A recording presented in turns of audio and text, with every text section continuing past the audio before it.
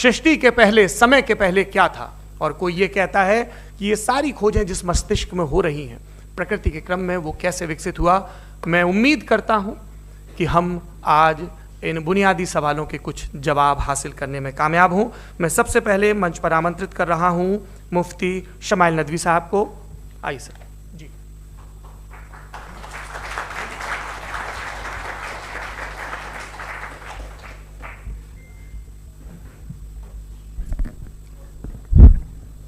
एक आपकी गुजारिश, आप बोलना शुरू करें। आप लोग प्लीज अपने फोन फ्लाइट मोड पे या साइलेंट मोड पे रखें। एक बार चेक कर ले, कई बार बेध्यानी हो जाती है।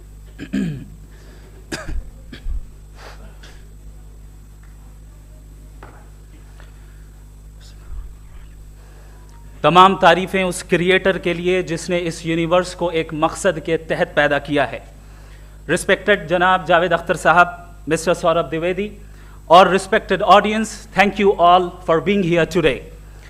आज की डिबेट में चूंकि हम बात करने वाले हैं डज गॉड एग्जिस्ट के टॉपिक पर, तो ये एक ऐसा टॉपिक है जिसके मुताल्लिक कोई भी डिसीजन लेने के लिए अलग अलग स्टैंडर्ड्स हो सकते हैं। लिहाजा डिबेट के शुरू में ये ज़रूरी है कि हम ये जान लें कि आज के इस टॉपिक में कौन सा स्टैंडर्ड सही होगा और कौन सा गलत होगा।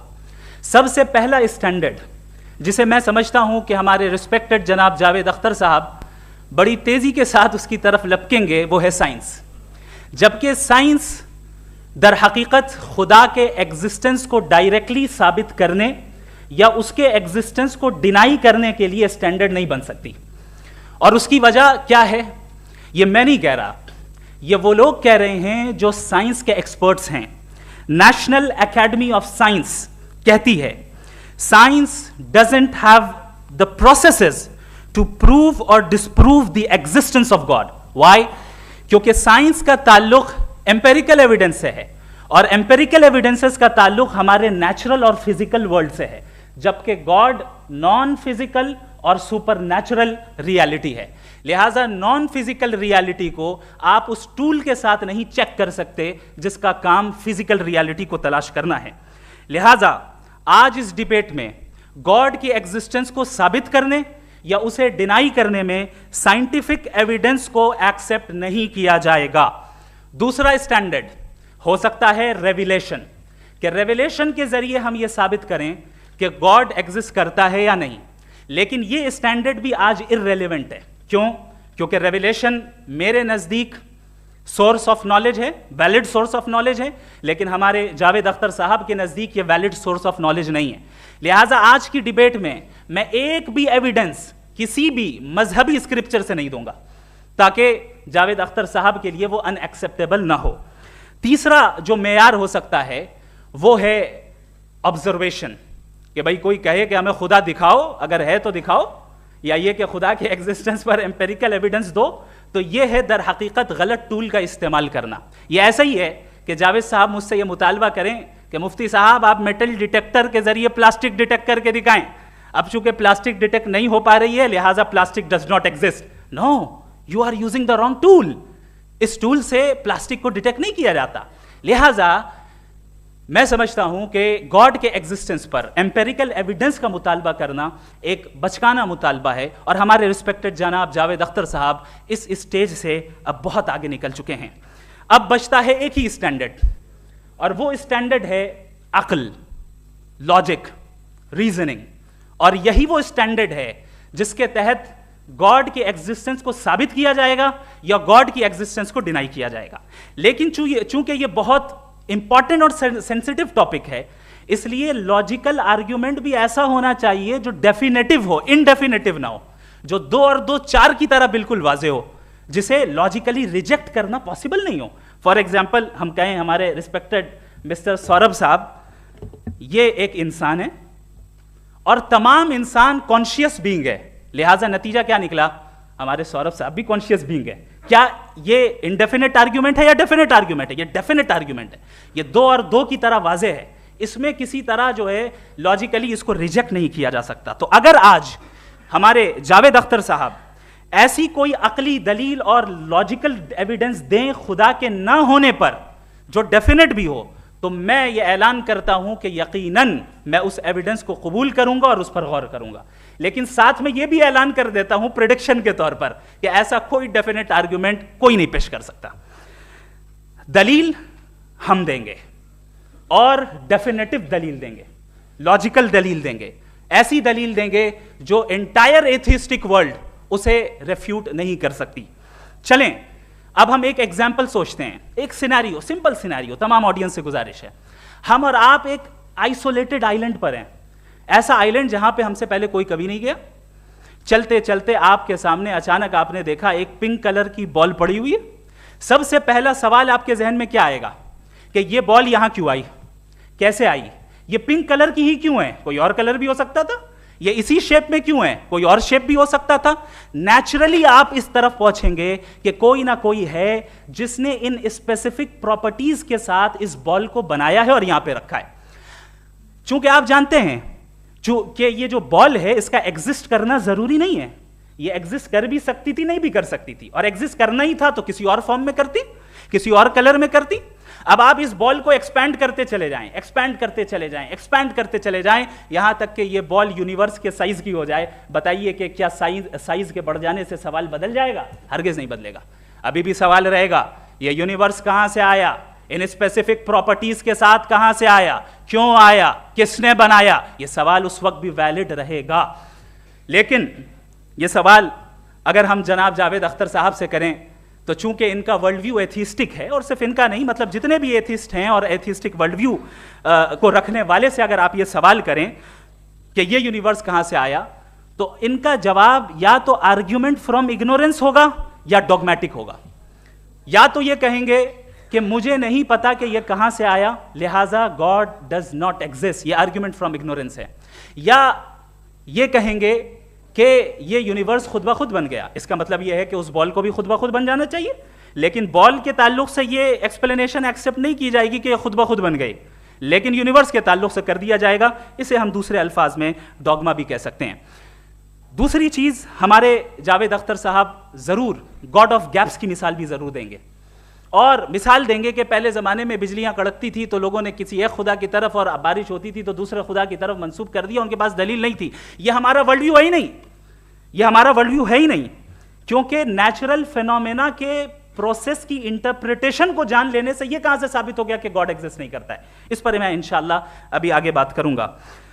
आप हजरात ये भी देखेंगे, और मैं ये एक्सपेक्ट करता हूं कि हमारे रिस्पेक्टेड जनाब जावेद अख्तर साहब जरूर इमोशनल आर्ग्यूमेंट्स भी देंगे, जो कि एक लॉजिकल फेलेसी है जब बात आती है ट्रुथ को डिसाइड करने में। क्यों? मिसाल के तौर पर वो कहेंगे कि अगर गॉड है तो इविल क्यों एग्जिस्ट करता है, जबकि मैं कहता हूं इविल का एग्जिस्ट करना गॉड के एग्जिस्ट करने की दलील है, उसके खिलाफ नहीं है। चूंकि अगर गॉड है तो हम सब उसके सामने अकाउंटेबल हैं, और अगर हम अकाउंटेबल हैं तो अकाउंटेबिलिटी के लिए इविल का मौजूद होना जरूरी है, उसके बगैर हम अकाउंटेबल नहीं हो सकते। और अगर हम अकाउंटेबल नहीं हैं तो हम जनाब जावेद अख्तर साहब से पूछेंगे कि आप बताएं कि फिर सफरिंग इस दुनिया में क्यों है? अगर खुदा नहीं है तो सफरिंग क्यों है? और उन लोगों के जज्बे का क्या जिनके अंदर सफरिंग के बाद इंतकाम लेने का जज्बा पाया जाता है और वो इस दुनिया से ऐसे ही चले गए, क्या उनकी सारी तकलीफें बेकार चली जाएंगी? अब आ जाएं उसी एग्जाम्पल की तरफ कि बॉल, मुझसे अगर कोई पूछे इस बॉल को किसने बनाया और या इस एक्सपेंडेड बॉल को किसने बनाया, मैं कहूंगा कि चूंकि ये यूनिवर्स और इस यूनिवर्स की तमाम चीजें कॉन्टिंजेंट हैं। कॉन्टिंजेंट होने का मतलब ये होता है कि जो अपने एग्जिस्टेंस पे किसी के ऊपर डिपेंड करती हो, तो जाहिर है ये यूनिवर्स कॉन्टिंजेंट है। और अगर कोई चीज कॉन्टिंजेंट नहीं है तो मैं रिक्वेस्ट करूंगा कि मुझे दिखा दें कि कौन सी चीज यूनिवर्स में कॉन्टिंजेंट नहीं है, हम भी जरा गौर कर लें और हम भी देख लें। और जब कॉन्टिंजेंट चीजें मौजूद हैं तो फिलोसोफर्स की इस्तिलाह के मुताबिक, हम उस टर्मिनोलॉजी के मुताबिक हम उस जगह तक पहुंचते हैं और उस हस्ती तक पहुंचते हैं जिसे नेसेसरी बीइंग कहा जाता है, कि ये वो नेसेसरी बीइंग है जिसका मौजूद ना होना नामुमकिन हो। क्योंकि अगर ये मौजूद ना हो तो सारी चीजें एग्जिस्टेंस में आएंगी ही नहीं, और ये सारी कॉन्टिंजेंट चीजें उसी के ऊपर डिपेंड करती हैं। अब अगर आप ये सवाल करते हैं कि फिर उस हस्ती को किसने बनाया, फिर उसका कॉज क्या है, फिर उसका कॉज क्या है, फिर उसका कॉज क्या है, और एंडलेसली चले जाएं, इसे हम कहते हैं इन्फिनिट रिग्रेस ऑफ कॉजेस, जो कि लॉजिकल फेलेसी है। कॉन्सेप्चुअली इन्फिनिटी पॉसिबल है। मिसाल के तौर पे पे न्यूमेरिकल्स 1 2 3 गिनते चले जाएं, इन्फिनिट नंबर्स हैं। मैं कॉन्सेप्चुअली बात नहीं कर रहा, प्रैक्टिकली रियलिटी में साबित करके दिखाएं कि infinite regress of causes possible है या नहीं। अगर पॉसिबल है तो हम मान लेंगे, मिसाल दे दें, और पॉसिबल नहीं है तो एक ही ऑप्शन बचता है जिसे हम कहते हैं नेसेसरी बीइंग। ऐसी नेसेसरी बीइंग जो इंडिपेंडेंट है, क्योंकि अगर वो डिपेंडेंट हुई तो वो नेसेसरी नहीं रहेगी। ऐसी इंडिपेंडेंट बीइंग जो इटर्नल है, अगर वो इटर्नल नहीं होगी, उसकी बिगिनिंग होगी तो वो खुद कॉन्टिंजेंट है।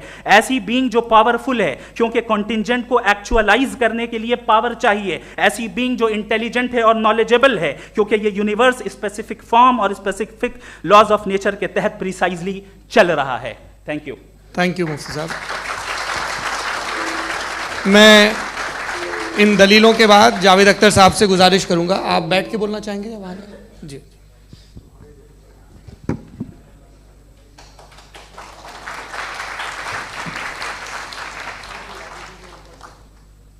पहले तो मैं मुफ्ती साहब को एक अच्छी खबर देना चाहूँगा कि मेरी नॉलेज साइंस के बारे में बड़ी मामूली है, तो आप फिक्र न करें उसकी, लेकिन कुछ कॉमन सेंस है मुझ में। देखिए, ये खुदा का तस्वुर कोई नया तस्वुर नहीं है, ये सदियों से रहा है। ये कुछ रिलीजन 3000 साल पुराने होंगे, 4000 साल पुराने होंगे, लेकिन इंसान कोई 10,000 12,000 साल से एग्जिस्ट करता है होमो सेपियन की शक्ल में, और हमेशा कुछ ना कुछ मज़हब रहे।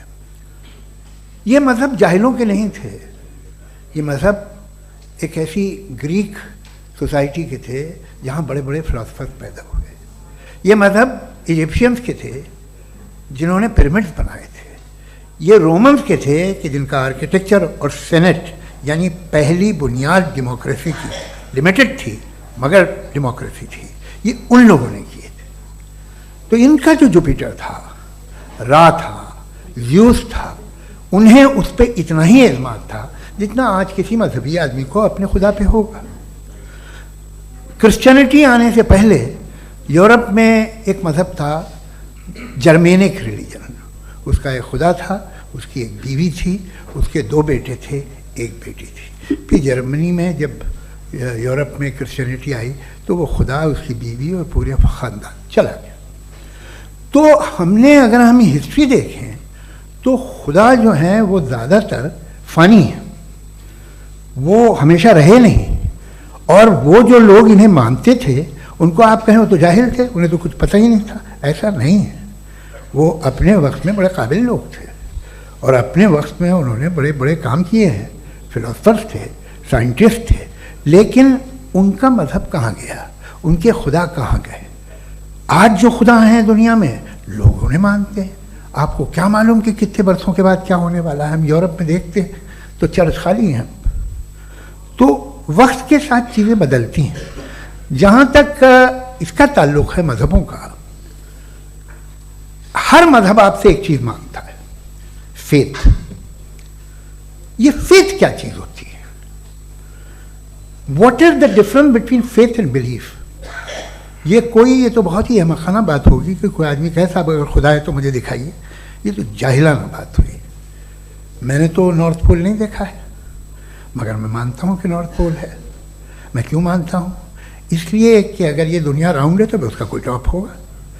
कुछ लोग हैं जो वहाँ गए भी हैं, कॉमन सेंस कहता है कि ऐसा होगा, सबूत है, गवाह है, रीज़न है। तो ये मेरा फेथ नहीं है। तो फेथ में और बिलीफ में डिफरेंस क्या है? जो मजहब मांगता है आपसे, हर मजहब फेथ मांगता है।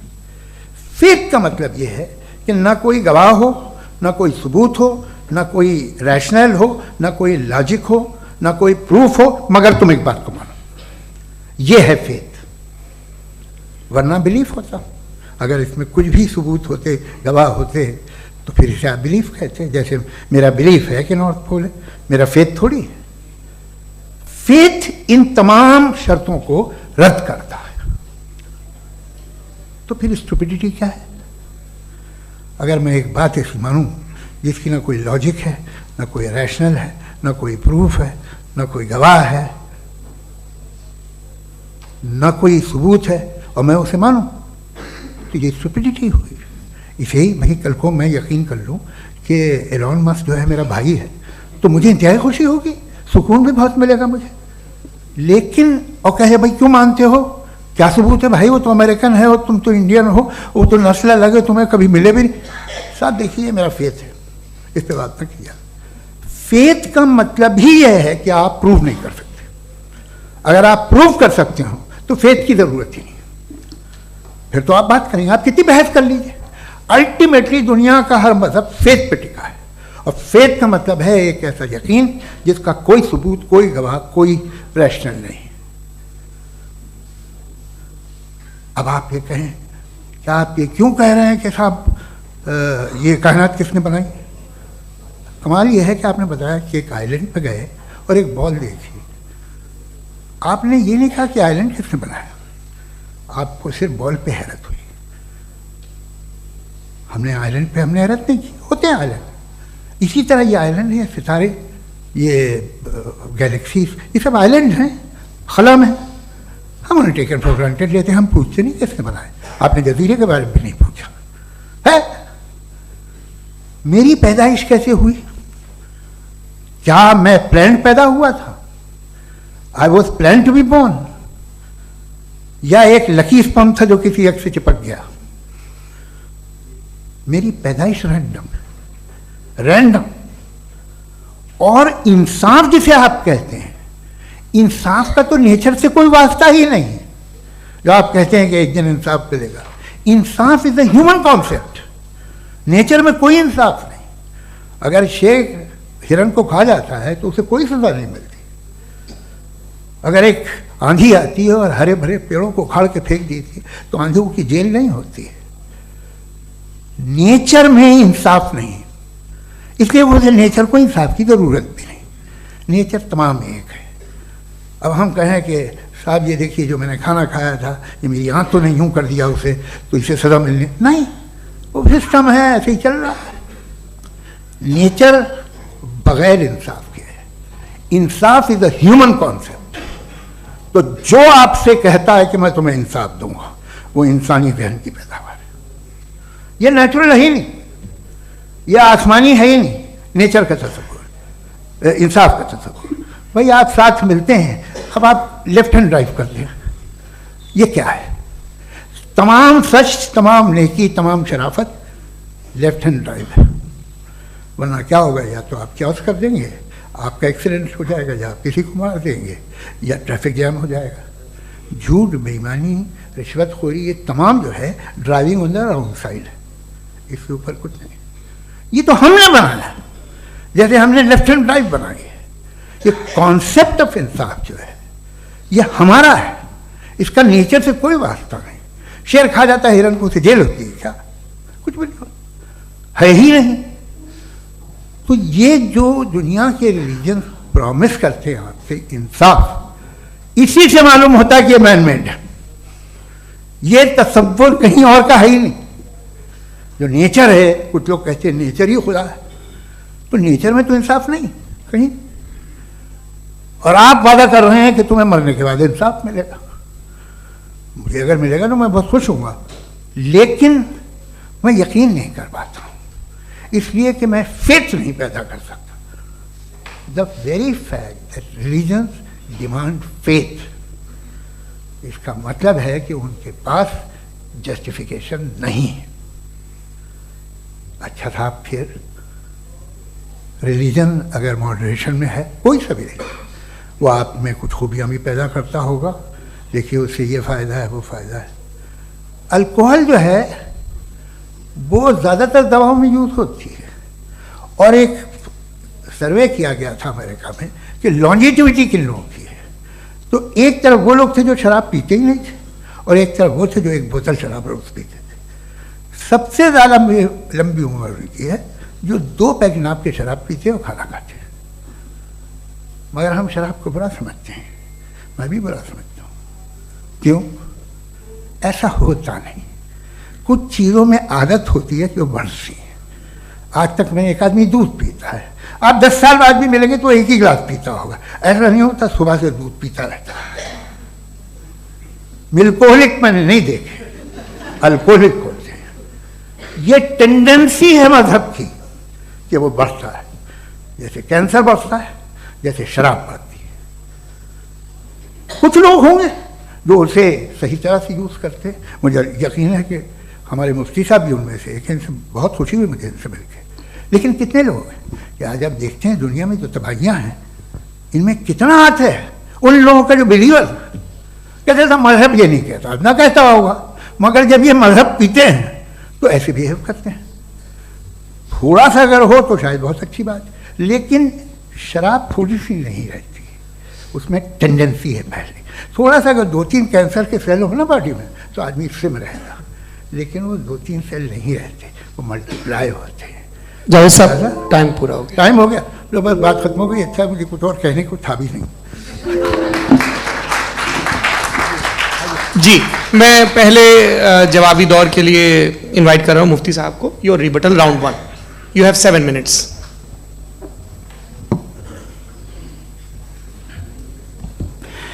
Thank you very much Javed साहब, आपकी बात को सुनकर बड़े महजूज हुए हम लोग। महजूज, डू यू अंडरस्टैंड?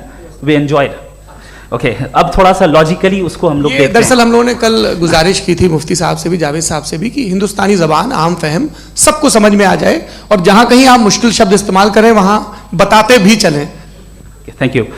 तो सबसे पहले हमारे रिस्पेक्टेड जावेद साहब ने हवाला दिया कि खुदा फानी है। कितने मजहब आगे चले गए, किसी ने जुपिटर को खुदा माना, किसी ने किसी को माना। मैं कहता हूं जिसने कॉन्टिंजेंट चीज को खुदा माना, गलत माना, वो खुदा ही नहीं, वो खुदा ही नहीं है। हम तो नेसेसरी बीइंग को साबित करने बैठे हैं, वो नेसेसरी कॉज जो इटरनल है, जो अबदी भी है और अजली भी है। हम किसी और को साबित करने नहीं बैठे। दूसरी चीज उन्होंने कहा कि फेथ एंड बिलीफ, ये एक ऐसी डेफिनेशन है फेथ की जो इन्होंने पहली मर्तबा पेश की है, या माफ कीजिएगा इन्होंने पहली मर्तबा पेश नहीं की है, रिचर्ड डॉकिंस ने पहली मर्तबा पेश की है। मुझे मालूम है ये सोर्स कहां से है। एपिस्टेमोलॉजिकली फेथ और बिलीफ का फर्क आप इस तरह नहीं कर सकते सर। फेथ सही भी होता है, गलत भी होता है, बिलीफ सही भी होता है, गलत भी होता है। जो लॉजिक, रीजन और एविडेंस से बैक्ड होगा वो फेथ सही होगा। और आप जिस फेथ की बात कर रहे हैं कि इलॉजिकल है और उसके पीछे नहीं है, तो we are on the same page.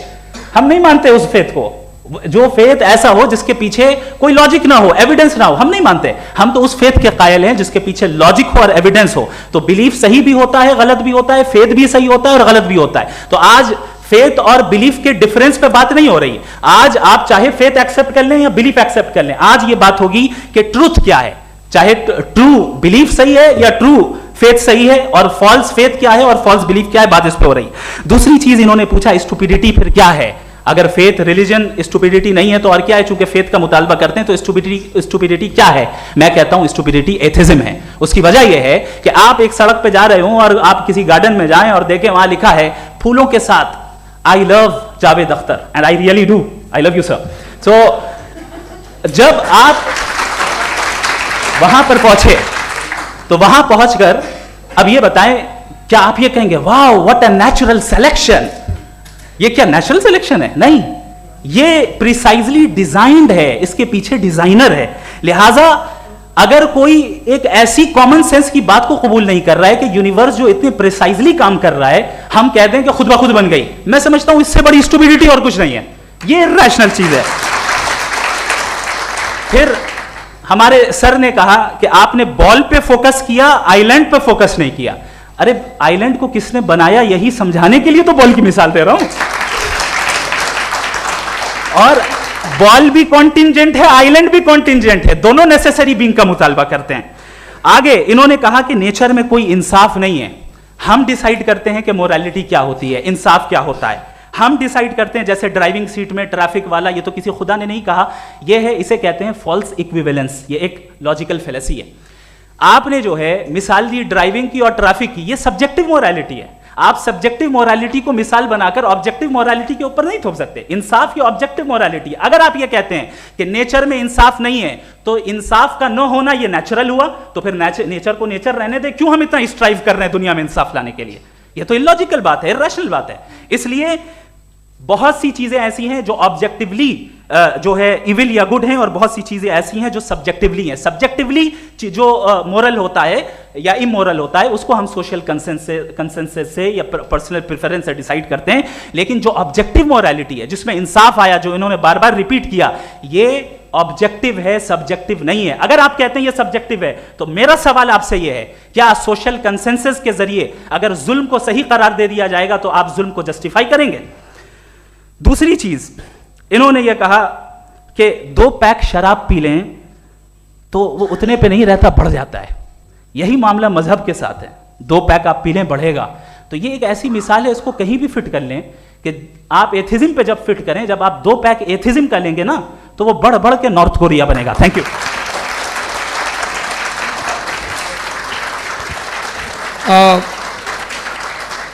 First round के रिबटल के लिए मैं जावेद साहब को इनवाइट कर रहा हूं। आपके पास 7 मिनट का वक्त है, रीसेट कर दीजिएगा प्लीज। मुझे इस बात की खुशी है कि मुफ्ती साहब ने भी मान लिया कि नेचर में कोई इंसाफ नहीं है। तो कोई भी चीज़ जो इंसान ने नहीं बनाई है उसमें इंसाफ नहीं होता है। एक बात मैं आपसे अर्ज़ करूँ, ज़रा पता लगा लीजिएगा, ये जो आप बाग में जाते हैं बेहद खूबसूरत फूल देखते हैं ना, इनमें से कोई नेचुरल नहीं है। ये सारे फूल क्रॉस करके बनाए गए हैं। जो जंगल में फूल होते हैं नहायत मामूली होते हैं, ये फूल इंसानों ने बनाए हैं। जो आप बाग में देख के वाह वाह कहते हैं, ये इंसानों के बनाए हुए हैं। डिफरेंट फूलों को क्रॉस करके, डेवलप करके, फिर क्रॉस करके इस तरह से बनाए गए। नेचुरल फ्लावर नहीं। किसी जंगल वीरान में जाके आप गुलाब के फूल नहीं देखेंगे, ये सब बनाए हुए इंसान ने। बहुत से काम इंसान ने किए हैं। बाकी है कि आपने मेरी एक बात का जवाब नहीं दिया, जिससे मुझे शिकायत है कि फेथ क्या है और आप फेथ मांगते क्यों हैं मुझसे? आप तो लॉजिकल हैं, आपके पास तो सारे रैशनल्स हैं, आपके पास सारे सबूत हैं, तो आपको फेथ की डिमांड क्यों करते हैं कि भाई तुम सरेंडर कर दो और सवाल मत करो? कोई मजहब सारे सवाल करने की इजाज़त नहीं देता है और मना करता है कि ज़्यादा सवाल ना करो, बह जाओगे तुम। आप क्यों रोकते हैं? हकीकत यह है कि इंसानी तारीख क्या है। इंसानी तारीख ये है कि दुनिया में 2 तरह के लोग हुए हैं। एक वो जिन्होंने अपनी लाइल्मी की परस्तिश की है, दूसरे वो जिन्होंने अपनी इग्नोरेंस या लाइल्मी से झगड़ा किया है और मालूम किया है कि क्या है। ये जो आप कह रहे हैं, आज आप हैरान हैं कि भाई ये यूनिवर्स कैसे बनी। लोग हैरान थे कि सूरज डूबता है तो इधर से कैसे निकलता है। और आप एक कदम जाके हमेशा का मानने को तैयार है, एक कदम पीछे ही मान जाइए। भाई आप इसके बाद जाते हो, कहते सवाल ना करना कि ये कहाँ से आया, ये पावर तो हमेशा से हमेशा रहेगी। तो आप यूनिवर्स के बारे में मानने में क्या तकलीफ है? एक कदम पहले रुक जाइए, ये हमेशा से थी या नहीं थी हमें मालूम नहीं है। और ये कहना कि हमें मालूम नहीं है, कमाल ये है कि दुनिया के सारे मजहब सब जानते हैं ये दुनिया कैसे बनी थी, कैसे मिटेगी, मरने के बाद क्या होगा, इनको सब इल्म है। इनको किसी को डायनासोर होते थे पहले ये नहीं पता था, किसी को नहीं पता। किसी भी दुनिया की मजहबी किताब में डायनासोर का जिक्र नहीं है। लेकिन बाकी सब बातें, how to make universe in 4 easy lessons and बाकी सब पता है। जिसको सब पता है वो गड़बड़ है। हम में ये इंकिसार, ये ह्यूमिलिटी होनी चाहिए कि हम ये कहें कि हमें ये बहुत सारी बातें नहीं मालूम, लेकिन हम उनकी परस्तिश ना करना, अपनी लाइल्मी को की परस्तिश ना करें, हम उसे पता लगाने की कोशिश करें। जिस दुनिया में आप बैठे हैं सर, ये हॉल जो है, ये इलेक्ट्रिसिटी जो है, ये माइक जो है, जिस हवाई जहाज से आप आए थे, वो जिस कार से आप यहाँ आए हैं, ये सब उन लोगों की बनाई हुई है जिन्होंने सवाल किए थे। ये दुनिया जिसमें आप आज आराम से हैं, ये उन लोगों की बनाई है कि जिन्होंने सवाल किए थे। और हर स्टेज पे इन सवालों को मकरूह कहा गया था, गलत कहा गया था। आप ज़रा तारीख पढ़िए, एक बड़ी दिलचस्प किताब है बर्ट्रैंड रसेल की, जिसमें उसने रिलीजन एंड साइंस कि कब से रिलीजन जो है साइंस के अगेंस्ट है। और हद तो यह है कि भाप के इंजन के खिलाफ थे, स्टीम इंजन के भी खिलाफ थे, और फतवे हुए उन पर, वेटिकन ने दिए। तो ये हमेशा, अभी जैसे ही ये राइट विंगर आते हैं अमेरिका में पावर में, तो वो जो अपना ये क्या बोलते हैं उसे, सीड क्या बोलते हैं, सीड क्या जो, हाँ नहीं सीड जो होते हैं जिन पे जी नहीं भाई, वो जो ह्यूमन बॉडी के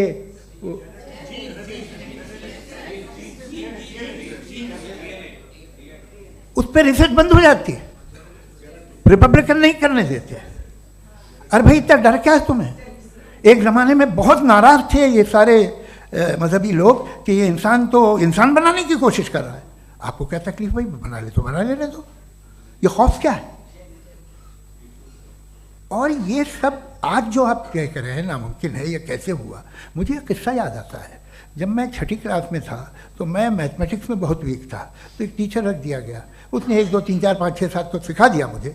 वो दिन मैं भूल नहीं सकता हूँ मुफ्ती साहब, जिस दिन उसने ये बताया कि 1/2 क्या होता है और 3/4 क्या होता है।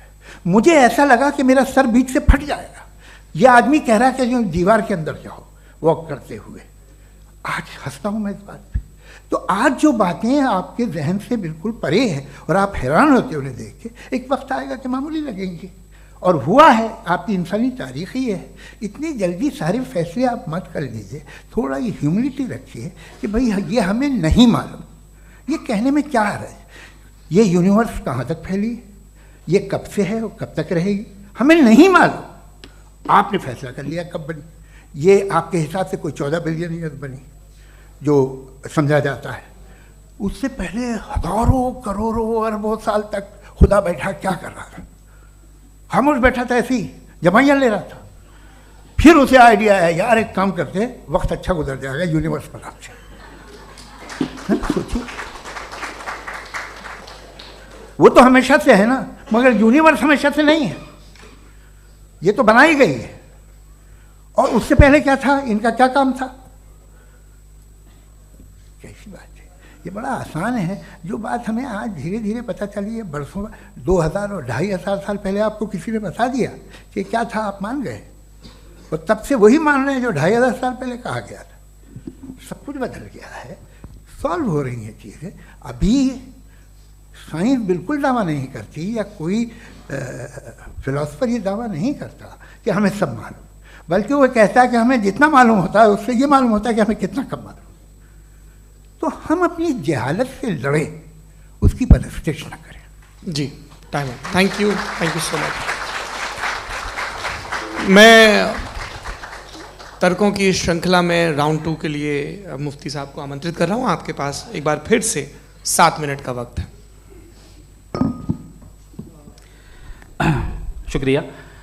जनाब जावेद अख्तर साहब कई मर्तबा दोहरा रहे हैं कि फेथ का मतलब बताइए, फेथ का मतलब बताइए। मैंने बता दिया, फेथ सही भी होता है, गलत भी होता है। और आज हम फेथ पे बात नहीं कर रहे, हम ट्रुथ और डज गॉड एग्जिस्ट पे बात कर रहे हैं। क्या डज गॉड एग्जिस्ट, ये ट्रुथ यानी गॉड है या नहीं है, इसमें से दोनों ट्रुथ क्या है। अब आप उसे फेथ कह लें, बिलीफ कह लें, नॉट माई बिजनेस। उसके बाद आपने कहा कि भाई सवाल करने से मजहब रोकता है। मैं कहता हूं जो रोकता है वो रोकता होगा, मैं नहीं रोकता, बल्कि सवाल करें, सवाल करना चाहिए। सवाल कर करके तो हम आगे बढ़ते हैं, तरक्की करते हैं, और इसीलिए मैं आज यहां पे आया हूं। लेकिन सवाल सिर्फ खुदा से नहीं होगा, आपसे भी होगा। सवाल एथिज्म से भी होगा, सवाल सिर्फ मजहब से नहीं होगा, सबसे होगा। और आज मैं सवाल करूंगा और उम्मीद है कि आप जवाब देंगे। अभी तक आपने वैसे कॉन्टिंजेंसी आर्गुमेंट का कोई जवाब नहीं दिया है। चलें, आपने कहा यूनिवर्स के बारे में इटर्नल क्यों नहीं बोल देते। ये चूंकि लॉजिकली पॉसिबल ही नहीं है कि यूनिवर्स इटर्नल हो। यूनिवर्स एक कॉन्टिंजेंट चीज है जो टाइम एंड स्पेस के पाबंद है, टाइम एंड स्पेस से बाउंड है। जो टाइम एंड स्पेस से बाउंड होगा वो कॉन्टिंजेंट होगा, जो कॉन्टिंजेंट होगा वो उसकी बिगिनिंग हुई होगी, जिसकी बिगिनिंग हुई होगी वो इटर्नल नहीं हो सकता। ये तो कॉमन सी बात है। आपने कहा कि किसी मजहबी किताब में डायनासोर का जिक्र नहीं है। अफसोस कि आज तक किसी मैथमेटिक्स के किताब में मुझे डायनासोर का जिक्र नहीं मिला। तो इसका मतलब मैथमेटिक्स की किताब बेकार है? नहीं, उसका वो टॉपिक नहीं है। रेवलेशन का और मजहबी किताबों का टॉपिक ये नहीं है कि आपको आके बताए साइकिल कैसे बनाते हैं, या आकर ये बताएं कि जो है डायनासोर कब था। वो तो मोरालिटी सिखाने आया है, गॉड के बारे में बताने आया, नॉन फिजिकल रियलिटी की हकीकत को सिखाने के लिए आया। रिलीजियन साइंस को रोकता है? नहीं रोकता। अगर रोकता है तो गलत करता है। रिलीजियन साइंटिज्म को रोकता है, जिसमें हमारे जावेद साहब मुब्तला हैं। साइंस और साइंटिज्म में फर्क है। साइंटिज्म यह है कि आप समझें कि साइंस और साइंटिफिक मेथोडोलॉजी ये नॉलेज को हासिल करने का वाहिद सोर्स ऑफ नॉलेज है। यह है साइंटिज्म। हम इसे रिजेक्ट करते हैं। हम साइंस को तो तरक्की करते हैं भाई, आप हमारी पूरी तारीख कर लें, पढ़ लें तो आपको पता चल जाएगा। बहरहाल ये अलग टॉपिक है। उसके बाद इन्होंने एक लफ्ज़ कहा, वेटिकन ने फतवा दिया। वेटिकन का फतवे से कोई ताल्लुक नहीं है, दोनों कॉन्ट्राडिक्टरी अल्फाज हैं। उसके बाद उन्होंने कहा कि भाई हमें नहीं मालूम, अगर नहीं मालूम तो क्लियरली कह देना कि नहीं मालूम है, इसमें क्या हर्ज है। तो वही तो मैं कह रहा हूं ना कि आप कह दें कि नहीं मालूम, लेकिन क्लेम क्यों कर रहे हैं कि गॉड एग्जिस्ट नहीं कर रहा है। आप कह दें नहीं मालूम है, हो सकता है हो सकता ना हो, लेकिन आप क्लेम कर रहे हैं। The moment you say God does not exist, this is a claim and now the burden of proof is upon you too, जैसे हमारे ऊपर है। और क्यों है मैं बताता हूं, क्यों है ये भी मैं बताता हूं। फिलोसॉफिकली जो क्लेम होता है ना, सिर्फ ये नहीं होता कि इंसान कहे पॉजिटिव क्लेम करे और नेगेटिव क्लेम करे तो बर्डन ऑफ प्रूफ नहीं है। आप मिसाल के तौर पे मैं कहूं कि फुला उस कमरे में कोई नहीं है, मैंने एक नॉलेज का क्लेम किया है। उस कमरे में कोई नहीं है, मैंने एक नॉलेज का क्लेम किया। या तो मैं कहूं मुझे नहीं पता, हो भी सकता है नहीं भी हो सकता है, this is not a claim. लेकिन जब मैं कह रहा हूं कि वहां कोई नहीं है या मैं कह रहा हूं वहां कोई है, दोनों क्लेम है और दोनों के ऊपर बर्डन ऑफ प्रूफ है। हमारे ऊपर भी बर्डन ऑफ प्रूफ है, मैंने कंटिजेंसी आर्ग्यूमेंट दिया, इसे तोड़कर दिखाइए। आखिरी चीज इन्होंने कहा कि खुदा दुनिया बनाने से पहले 150 साल पहले या करोड़ों साल पहले क्या कर रहा था। अरे हजरत, चलें बहरहाल मैं जवाब दे देता हूं, आप हमारे रिस्पेक्टेड पर्सनैलिटी हैं, अगर आप नहीं होते तो मैं इसे एंटरटेन ही नहीं करता। टाइम, ये 100 साल पहले या 100 साल बाद, पहले बाद में अभी, ये वो अल्फाज हैं जिनका ताल्लुक टाइम से है। टाइम शुरू ही हुआ है यूनिवर्स की बिगिनिंग के बाद, तो उसके पहले खुदा क्या कर रहा था, सवाल इलॉजिकल है, ये फेलेसी है। यानी आप ये कह रहे हैं कि यूनिवर्स के बनने से पहले खुदा क्या कर रहा था, टाइम के बनने से पहले, पहले का ताल्लुक टाइम से, टाइम उस वक्त था ही नहीं, तो ये सवाल ही इनवैलिड है खुदा के ताल्लुक से। दूसरी चीज, आर्ग्यूमेंट ऑफ कंटिजेंसी जो मैंने आपके सामने पेश की है, आपने बार बार ये प्रूफ किया और ये कह रहे हैं कि गॉड ऑफ गैप्स। देखिए पहले नहीं मालूम था, साइंस ने कर दिया। सिंपल इसकी मिसाल से मैं समझा देता हूं। जिस गैप्स की आप बात कर रहे हैं ना, साइंस उन गैप्स को जिन चीज के जरिए भी प्रूव करेगा वो कॉन्टिजेंट ही होगा, अब चाहे वो फोर्स हो, मैटर हो या एनर्जी हो। लिहाजा सवाल हमारा उस वक्त भी वैलिड होगा जब तक कि आप नेसेसरी बीइंग पे ना आ जाएं, और इन्फिनिट रिगरेस पॉसिबल नहीं है of causes in practical world, तो जाहिर है कहीं रुकना पड़ेगा, जहां रुकेंगे वही खुदा है। दूसरी चीज आपने ये कहा, क्या कह रहा था मैं, किस पॉइंट को? What? Oh no, after that, just now. हाँ, जहां रुकेंगे वही खुदा है। बहरहाल तो टाइम का जिक्र हो गया, गॉड ऑफ गैप, सॉरी या इसकी एक मिसाल आप ले लें। एक कार है, एक साहब ने देखा कि भाई कार जो है उसके व्हील्स कितने अच्छे लगे हुए हैं, सही जगह पे, स्टीयरिंग जो है कितने अच्छे जगह पे लगी हुई है, और सीट्स कितने वेल डिजाइंड है, कितनी प्रिसाइजली ये कार काम कर रही है। तो जरूर कोई ना कोई इसे क्रिएट किया है, किसी ने क्रिएट किया है। अब जावेद साहब आए और कहे अरे जनाब बोनेट खोलिए, इसमें इंजन है, इंजन इस कार को चला रहा है, hence prove no one has created the car. This is illogical, this is irrational. आपने इंजन के जरिए उस गैप को तो साबित किया, लेकिन क्या उससे कार की जो क्रिएशन है और उसका जो क्रिएटर है ये इंपॉसिबल हो जाए, ऐसा पॉसिबल है? उसका सवाल खत्म हो जाए, ऐसा पॉसिबल है? नहीं। आपने गैप्स को फिल करके, कॉन्टिंजेंट चीजों से गैप्स को फिल करके हमारे ऑब्जर्वेशन को और ब्रॉड कर दिया। अब हमें और पता चल गया कि ये जो कार है इसका सिस्टम कितना ज्यादा कॉम्प्लेक्स है। पहले कम समझते थे, अब कॉम्प्लेक्सिटी और ज्यादा वाजे हो गई। अब हमें समझ में आ रहा है कि हमारी सर्टेनिटी और बढ़ गई कि जरूर इस कार को किसी ना किसी ने बनाया। यही मामला यूनिवर्स का है। साइंस हमेशा फिजिकल वर्ल्ड की चीजों को ही फिल करती जाएगी और फिजिकल चीजों से ही करती जाएगी, चूंकि एम्पेरिकल एविडेंस का ताल्लुक फिजिकल वर्ल्ड से है। आप साइंस के जरिए मेटाफिजिकल रियलिटी को कभी साबित नहीं कर सकते। ये रॉन्ग टूल का इस्तेमाल करना है। ये वही काम है कि आप मेटल डिटेक्टर से प्लास्टिक डिटेक्टर करने चलें, जो कि जाहिर है सही नहीं है। Thank you.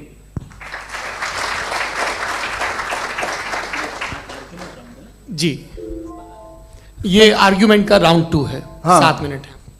पहले तो मैं आपसे अर्ज करूं कि आपने कहा कि जब कायनात ही नहीं थी तो वक्त भी नहीं था, कुछ भी नहीं था।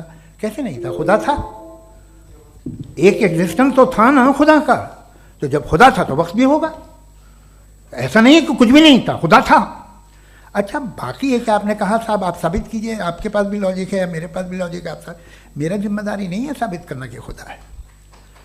बर्टन रसल ने एक बड़ी अच्छी बात कही, बर्टन रसल ने एक बड़ी अच्छी बात कही, मैं आपसे अगर ये दावा करूं कि एक चाय की केतली मरीख के चारों तरफ घूम रही है, मार्स के चारों तरफ, तो यह आपका काम नहीं है कि आप साबित करें कि कोई चाय की केतली नहीं है। ये मेरा काम है, मैंने दावा किया है। ये दावा तो मजहबी लोग करते हैं कि खुदा है, मैं क्यों साबित करूं कि नहीं है? जब तक आप मुझे कन्विंस नहीं कर देंगे मैं नहीं मानूंगा। आपकी जिम्मेदारी है, मेरी जिम्मेदारी नहीं है। दोयम ये कि ये जो आप कह रहे हैं जो गैप्स हैं, ये गैप जब किसी मजहब को चैलेंज करते हैं, जब ऐसा कोई बात आती है तो हंगामा हो जाता है कि जब वो चैलेंज करें किसी फेथ को। ये तमाम साइंस जो है इसे मुख्तलिफ जगहों पे मुख्तलिफ वक्तों में मजहब ने रोकने की कोशिश की है। ये किताब है religion and science Burton Russell की, पढ़िएगा, अच्छी लगेगी आपको। तारीख़ ही है साइंस, मजहब की साइंस से उसका यही रिश्ता है।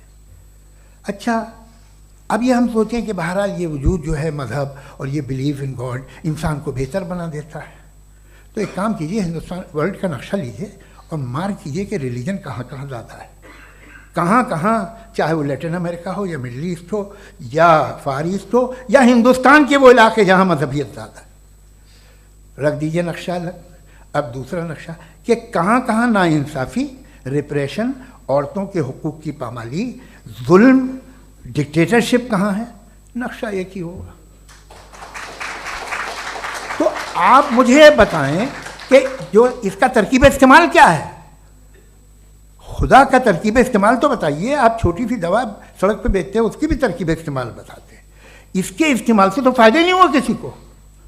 जो सारे के सारे ख़राब मुल्क हैं, ख़राब समाज है, वो सारे जुल्म खुदा के नाम पे करते हैं। वो गलत करते हैं, सही करते हैं, मुझे क्या लेना देना उससे। इस्तेमाल से मालूम होता ना। एक विस्की की बोतल कभी शायद देखी हो आपने, लाल रंग की होती है, उस पर रोशनी और छपड़ा इंतहाई खूबसूरत लगती है, क्या बिगाड़ रही है किसी का? उसका इस्तेमाल गलत है, इसलिए आप उसे नापसंद करते हैं। इसका इस्तेमाल गलत है, इस तसव्वुर का इस्तेमाल ही गलत है और हमेशा से गलत हुआ है। आप देख लीजिए, इंसानी तारीख देख लीजिए, आज देख लीजिए, हिंदुस्तान देखिए, दुनिया देख लीजिए क्या हो रहा है। इसे कैसे इस्तेमाल कर रहे हैं फेथ वाले लोग? क्या फेयर हैं, जस्ट हैं, जो अपने खुदाओं पे यकीन रखते हैं? वो किस तरह के लोग हैं? वो लोगों को इंसाफ देते हैं, वो बेहतर इंसान बने। तो इस दवा का फ़ायदा क्या है? चलो बहुत फ़ायदा हो रहा तो मैं इस्तेमाल कर लूँगा, मैं मुझे तो इस दवा का कोई फ़ायदा दिखता ही नहीं।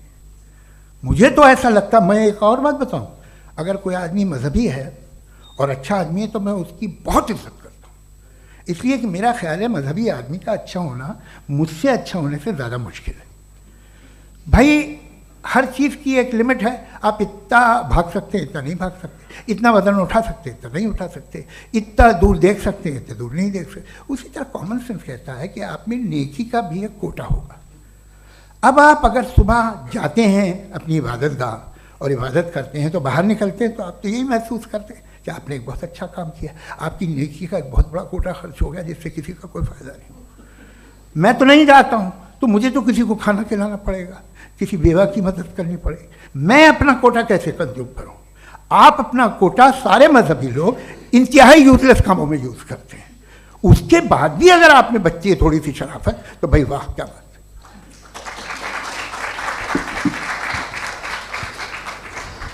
एक तो मुझे ये बात बहुत अच्छी लग रही है कि दोनों ही विद्वान समय को मानते हैं और बहुत समय से अपनी दलीलें और बाज दफ़ा समय से पहले अपनी तकरीरें पूरी करके अपनी अपनी कुर्सी पर बैठ रहे हैं। ये इस आर्ग्यूमेंट का राउंड 2 पूरा हुआ। अब रिबटल का राउंड 2 है और उसके बाद क्रॉस एग्जामिनेशन होगा।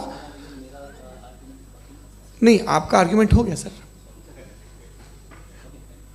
हमारे यहाँ स्कूल के सिलेबस में पंच परमेश्वर कहानी पढ़ाई जाती है प्रेमचंद जी की लिखी हुई। आप निश्चिंत रहिए, आपके कोई राउंड में मिस नहीं होने दूंगा। रिबटल का राउंड 2 मुफ्ती शमाइल नदवी साहब।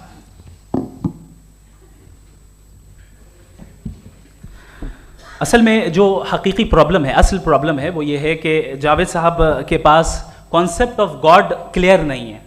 इन्होंने कहा कि कायनात से पहले खुदा तो था, तब भी तो टाइम होगा।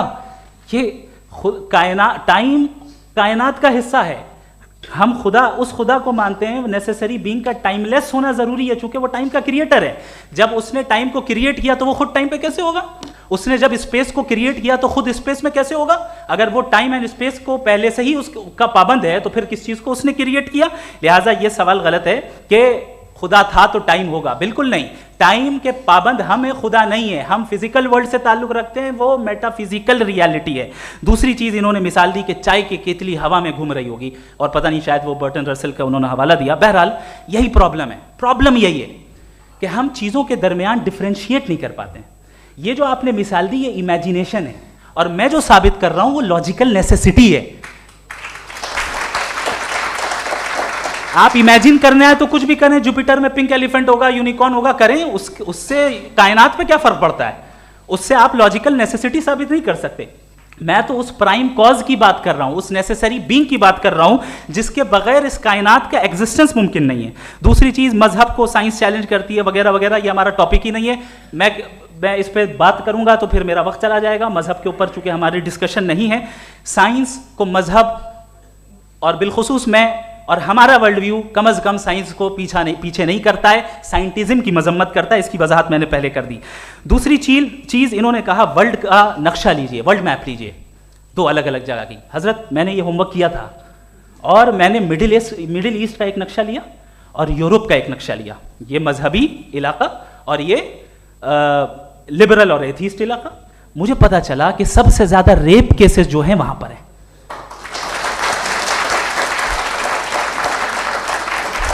मुझे ये पता चला यूएन की रिपोर्ट के मुताबिक, मैं अपने घर से नहीं लेके आ रहा, कि जो वर्किंग वुमेन है यूरोपियन कंट्रीज में, उसमें 81% वुमेन सेक्सुअल हैरेसमेंट का वर्क में शुमार हो रही है। ये मिडिल ईस्ट में नहीं हो रहा है, वो मजहबी लोग हैं इसलिए नहीं हो रहा है। दूसरी चीज आपने ये कहा कि मजहबी आदमी का अच्छा होना हमारे अच्छे होने से बहुत मुश्किल है, बहुत मुश्किल है। तो इसका मतलब यह है कि गॉड के अलावा आपके पास अच्छे और बुरे का कोई स्टैंडर्ड है। मैं चाहूंगा कि कन्वर्सेशनल स्टाइल वाली डिस्कशन और सेगमेंट पे इसी पे बात कर लेते हैं। Thank you very much.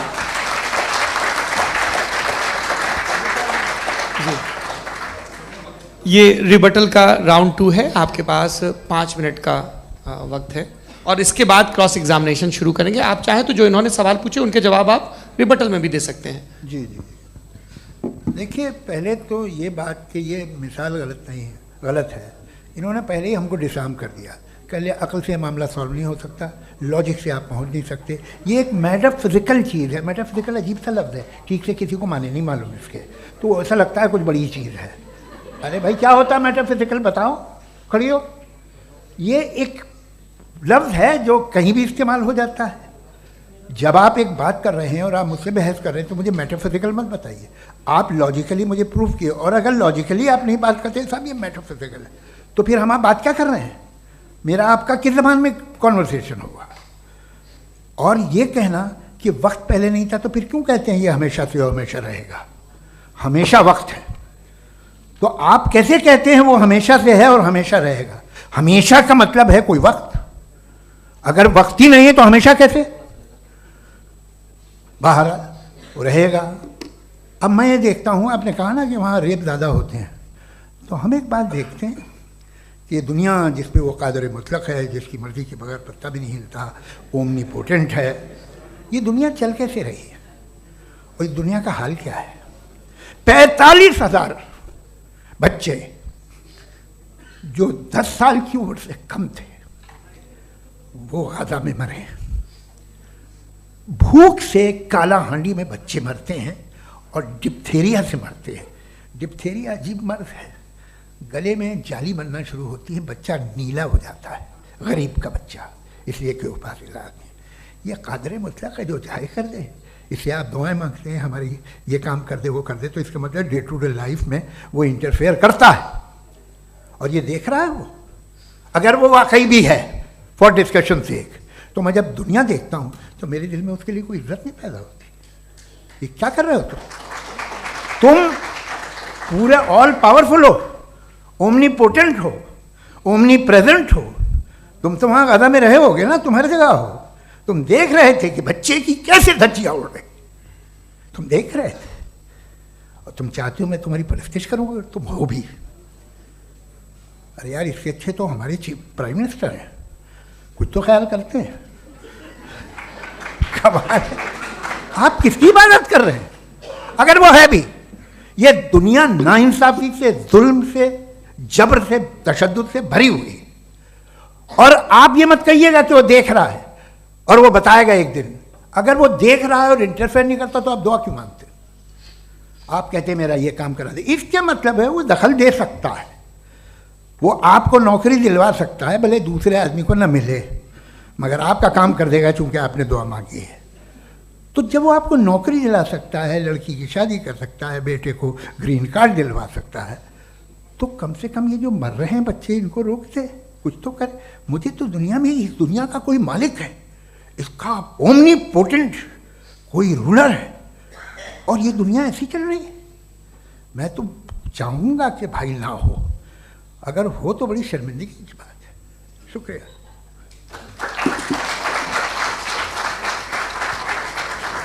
देवियों और सज्जनों, इस बहस के 2 राउंड और 2 रिबटल पूरे हो चुके हैं। अब सबसे ज़रूरी और सबसे मुश्किल राउंड शुरू हो रहा है, क्रॉस एग्जामिनेशन का। अब इन विद्वानों की सज्जनता की एक परख भी होगी, और वक्त हमने 16 मिनट का तय किया है। पहला सवाल आप पूछना चाहेंगे? जी बिल्कुल। पहले बोले भी आप माइक ले लीजिएगा हाथ में, ये नीचे से होना चाहिए। जी मैं बोलता हूँ, ये दायस हटा सकते हैं क्या हम थोड़ा क्विकली? दायस पीछे कर दीजिए बस थोड़ा सा, है, ताकि ये जो दाएं बाएं लोग बैठे हैं, इसे हटा ही दीजिए। अब हम वहाँ तो जाने वाले नहीं, आराम से आराम से दोनों तरफ से हटा दीजिए।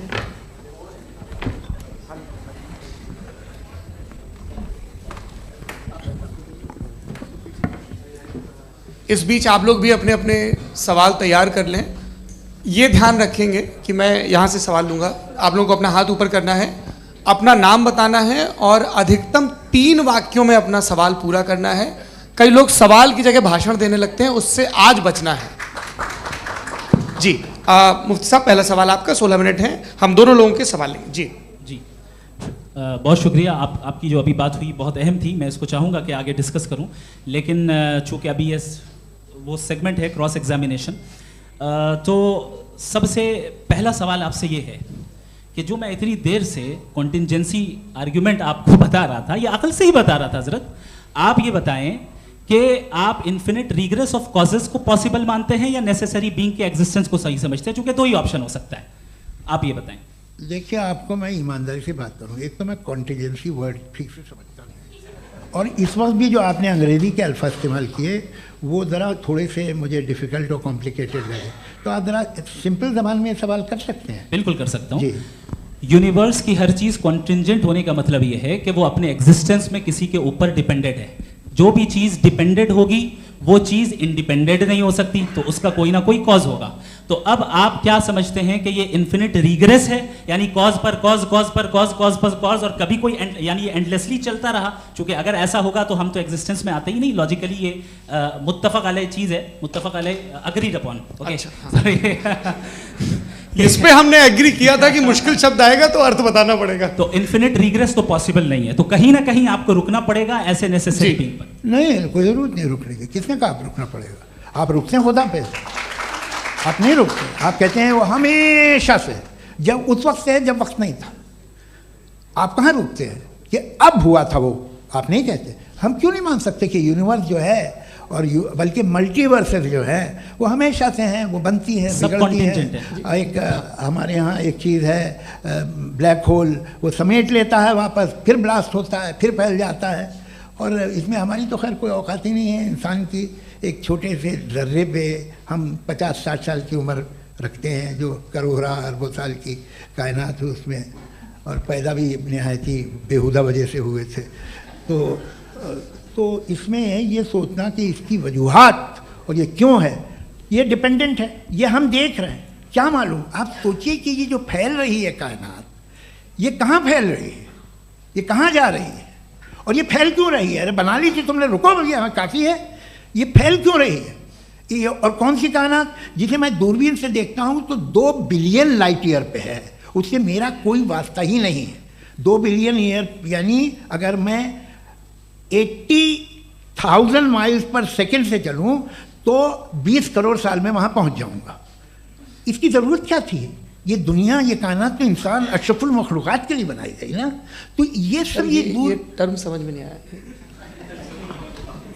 इसमें कोई ख़ास समझने वाली बात थी भी नहीं।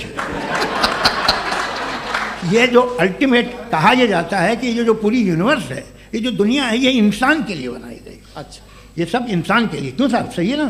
बिल्कुल, लेकिन इसका ये मतलब नहीं कि किसी चीज के पीछे रीजन आपको नहीं पता तो रीजन नहीं है, इसे कहते हैं नहीं, मुझे नहीं पता, लेकिन मेरी जिम्मेदारी नहीं है। वो बिल्कुल सही कहा था उसने, बर्टन रसल ने। आपने उसे मजाक में टाल दिया कि भाई आप एक दावा कर रहे हैं, मैं क्यों कहूं कि ये गलत है दावा? आप प्रूफ कीजिए, मेरे पे जिम्मेदारी ही नहीं है, मैंने थोड़ी कहा है। आप प्रूफ कीजिए कि ये सही है। आप आर्ग्यूमेंट ऑफ कॉन्टिजेंसी का जवाब ही नहीं दे रहे हैं। पूछना चाहेंगे? आप सवाल पूछना चाहेंगे मुफ्ती साहब से? क्योंकि ये क्रॉस एग्जामिनेशन का दौर है। आप जैसे पहले बोल रहे थे फेथ को लेकर कुछ, मैं ये पूछना चाहूँगा कि खुदा ने जो भी रेवलेशन किए हैं, एक मज़हब के नहीं बहुत से मज़हबों में किए हैं, अलग अलग रेवलेशन है। कहीं कुछ एक बात है, कॉन्ट्रडिक्शन भी है आपस में, कहीं कुछ आप कर सकते हैं, कहीं कुछ नहीं कर सकते। ऐसा नहीं है कि सबकी कोड ऑफ मॉरल एक है। तो ये किस्सा क्या है? अब आप ये देखिए कि मुझे कभी कभी लगता है कि जो फुटबॉल फाइनल होता है, लाखों लोग होते हैं, फिर वो टीवी कवर करती, करोड़ों लोग, अगर उसमें खुदा की एक बूमिंग आवाज़ आ जाती, मैं गॉड हूँ, तो सारे लोग अभी सुन लेते और टीवी पे भी सुन लेते, किस्सा खत्म होता। ये इतनी राजदारी क्या है कि तुम सामने कुछ तो सबूत दे दो हमें सॉलिड। ये कह साहब ये यूनिवर्स कैसे बनी, इससे मसला क्या हल होगा? मैं पूछूंगा आपसे खुदा कैसे बना? क्यों नहीं पूछूंगा कैसे बना? बल्कि वो तो कायनात से कहीं ज़्यादा इंटेलिजेंट है, कायनात से कहीं ज़्यादा कॉम्प्लेक्स। जी वो हमेशा से है। आप कहेंगे मैं मान लूँगा। अच्छा, दोयम वो कादिर मुतलक, यानी कादिर मुतलक का मतलब ओमनीपोटेंट, वो जो चाहे कर सकता है। आपको नौकरी दिलवा सकता है, आपकी अच्छी जगह शादी करवा सकता है, आपके पड़ोसी का मुकदमा हरवा सकता है, आपको जिता सकता है, सब काम करता है। थोड़ा सा माइक क्लोज जी। वो इस दुनिया को चला कैसे रहा है? ये दुनिया कैसे चल रही है? आपको इस पर हैरत नहीं होती?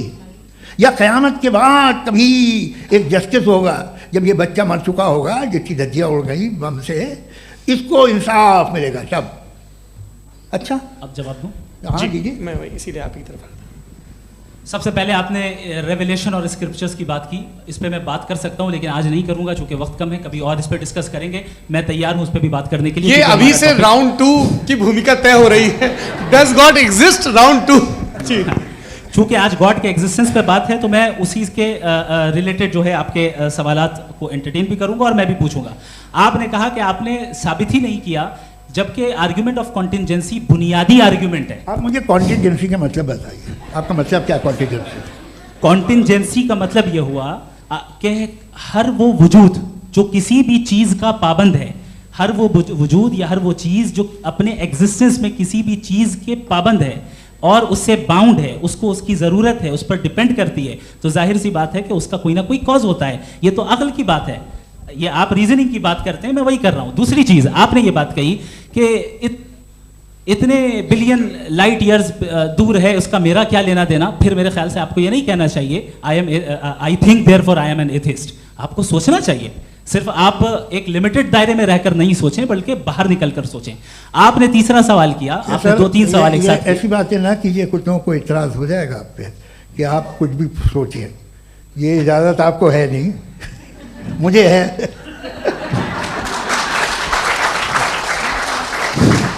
जी, आपने प्रॉब्लम ऑफ इविल के ताल्लुक से सवाल किया और बार बार आप एक लफ्ज रिपीट कर रहे हैं कि ओमनीपोटेंट गॉड है, ऑल पावरफुल गॉड है। यही तो दरअसल समझना है कि गॉड का कॉन्सेप्ट क्या है। प्रॉब्लम ऑफ इविल जो है, प्रॉब्लम ऑफ इविल दर हकीकत 2 असम्पशंस पर कायम है। अगर आप इन 2 असम्पशंस को समझ जाएं तो ये प्रॉब्लम नहीं रहेगी, आर्ग्यूमेंट आपको समझ में आ जाएगी कि ये कोलैप्स कर जाता है। पॉइंट नंबर 1, यानी जो आपका सबसे पहला फॉल्स असम्पशन है कि गॉड मर्सीफुल है, ओमनीपोटेंट है, दुनिया में जुल्म हो रहा है। लेकिन आपको यह समझना चाहिए कि हमारे वर्ल्ड व्यू के मुताबिक गॉड सिर्फ ओमनीपोटेंट और सिर्फ मर्सीफुल नहीं है, बल्कि वो ऑल वाइज भी है और वो ऑल नोइंग भी है। उसके हर काम के पीछे हिकमत और विजडम है। ये कोई जरूरी नहीं है कि वो हिकमत और विजडम आपको समझ में आए या मुझे समझ में आए। अगर आप जो समझ रहे हैं उसके मुताबिक आप फैसला कर रहे हैं, ये लिमिटेड पर्सपेक्टिव से आर्गुमेंट है। और इस चीज को हम अपनी दुनिया में, अपने लाइफ में, डेली लाइफ में इस प्रिंसिपल को एक्सेप्ट करते हैं। हम जब किसी डॉक्टर के पास जाते हैं, डॉक्टर के पास जाकर वो अगर उसने हमें कोई दवाई दी है तो हम ये तो नहीं कहते कि जब तक आपके पास जितना नॉलेज और जितना विजडम नहीं है, आपने क्यों ये दवाई दी है, तब तक हम इस चीज को एक्सेप्ट नहीं करेंगे। नहीं कहते, हम उसकी अथॉरिटी को तस्लीम करते हैं। क्यों? क्योंकि उसकी हम जानते हैं कि वो नॉलेजेबल है, वो विजडम वाला है, हमसे ज्यादा नॉलेज और हमसे ज्यादा विजडम है। बताएं सर। नहीं, डॉक्टर में और खुदा में बड़ा डिफरेंस है। डॉक्टर पढ़ा लिखा होता है एक, तो मैं उसकी बात सुनूंगा। दो ये नहीं कुछ जवाब तो ये भी नहीं है सर। प्लीज, अगर सब ऑडियंस से बोलने लगेंगे तो फिर मतलब नहीं सिविलाइज्ड बहस का। मतलब आप ये कहें कि चूंकि आप डॉक्टर पे बिलीव करते हैं इसलिए खुदा पे बिलीव किए, क्या ये मिसाल आपको समझाने के लिए आर्गुमेंट है, इस पे आपको एतराज नहीं है। तो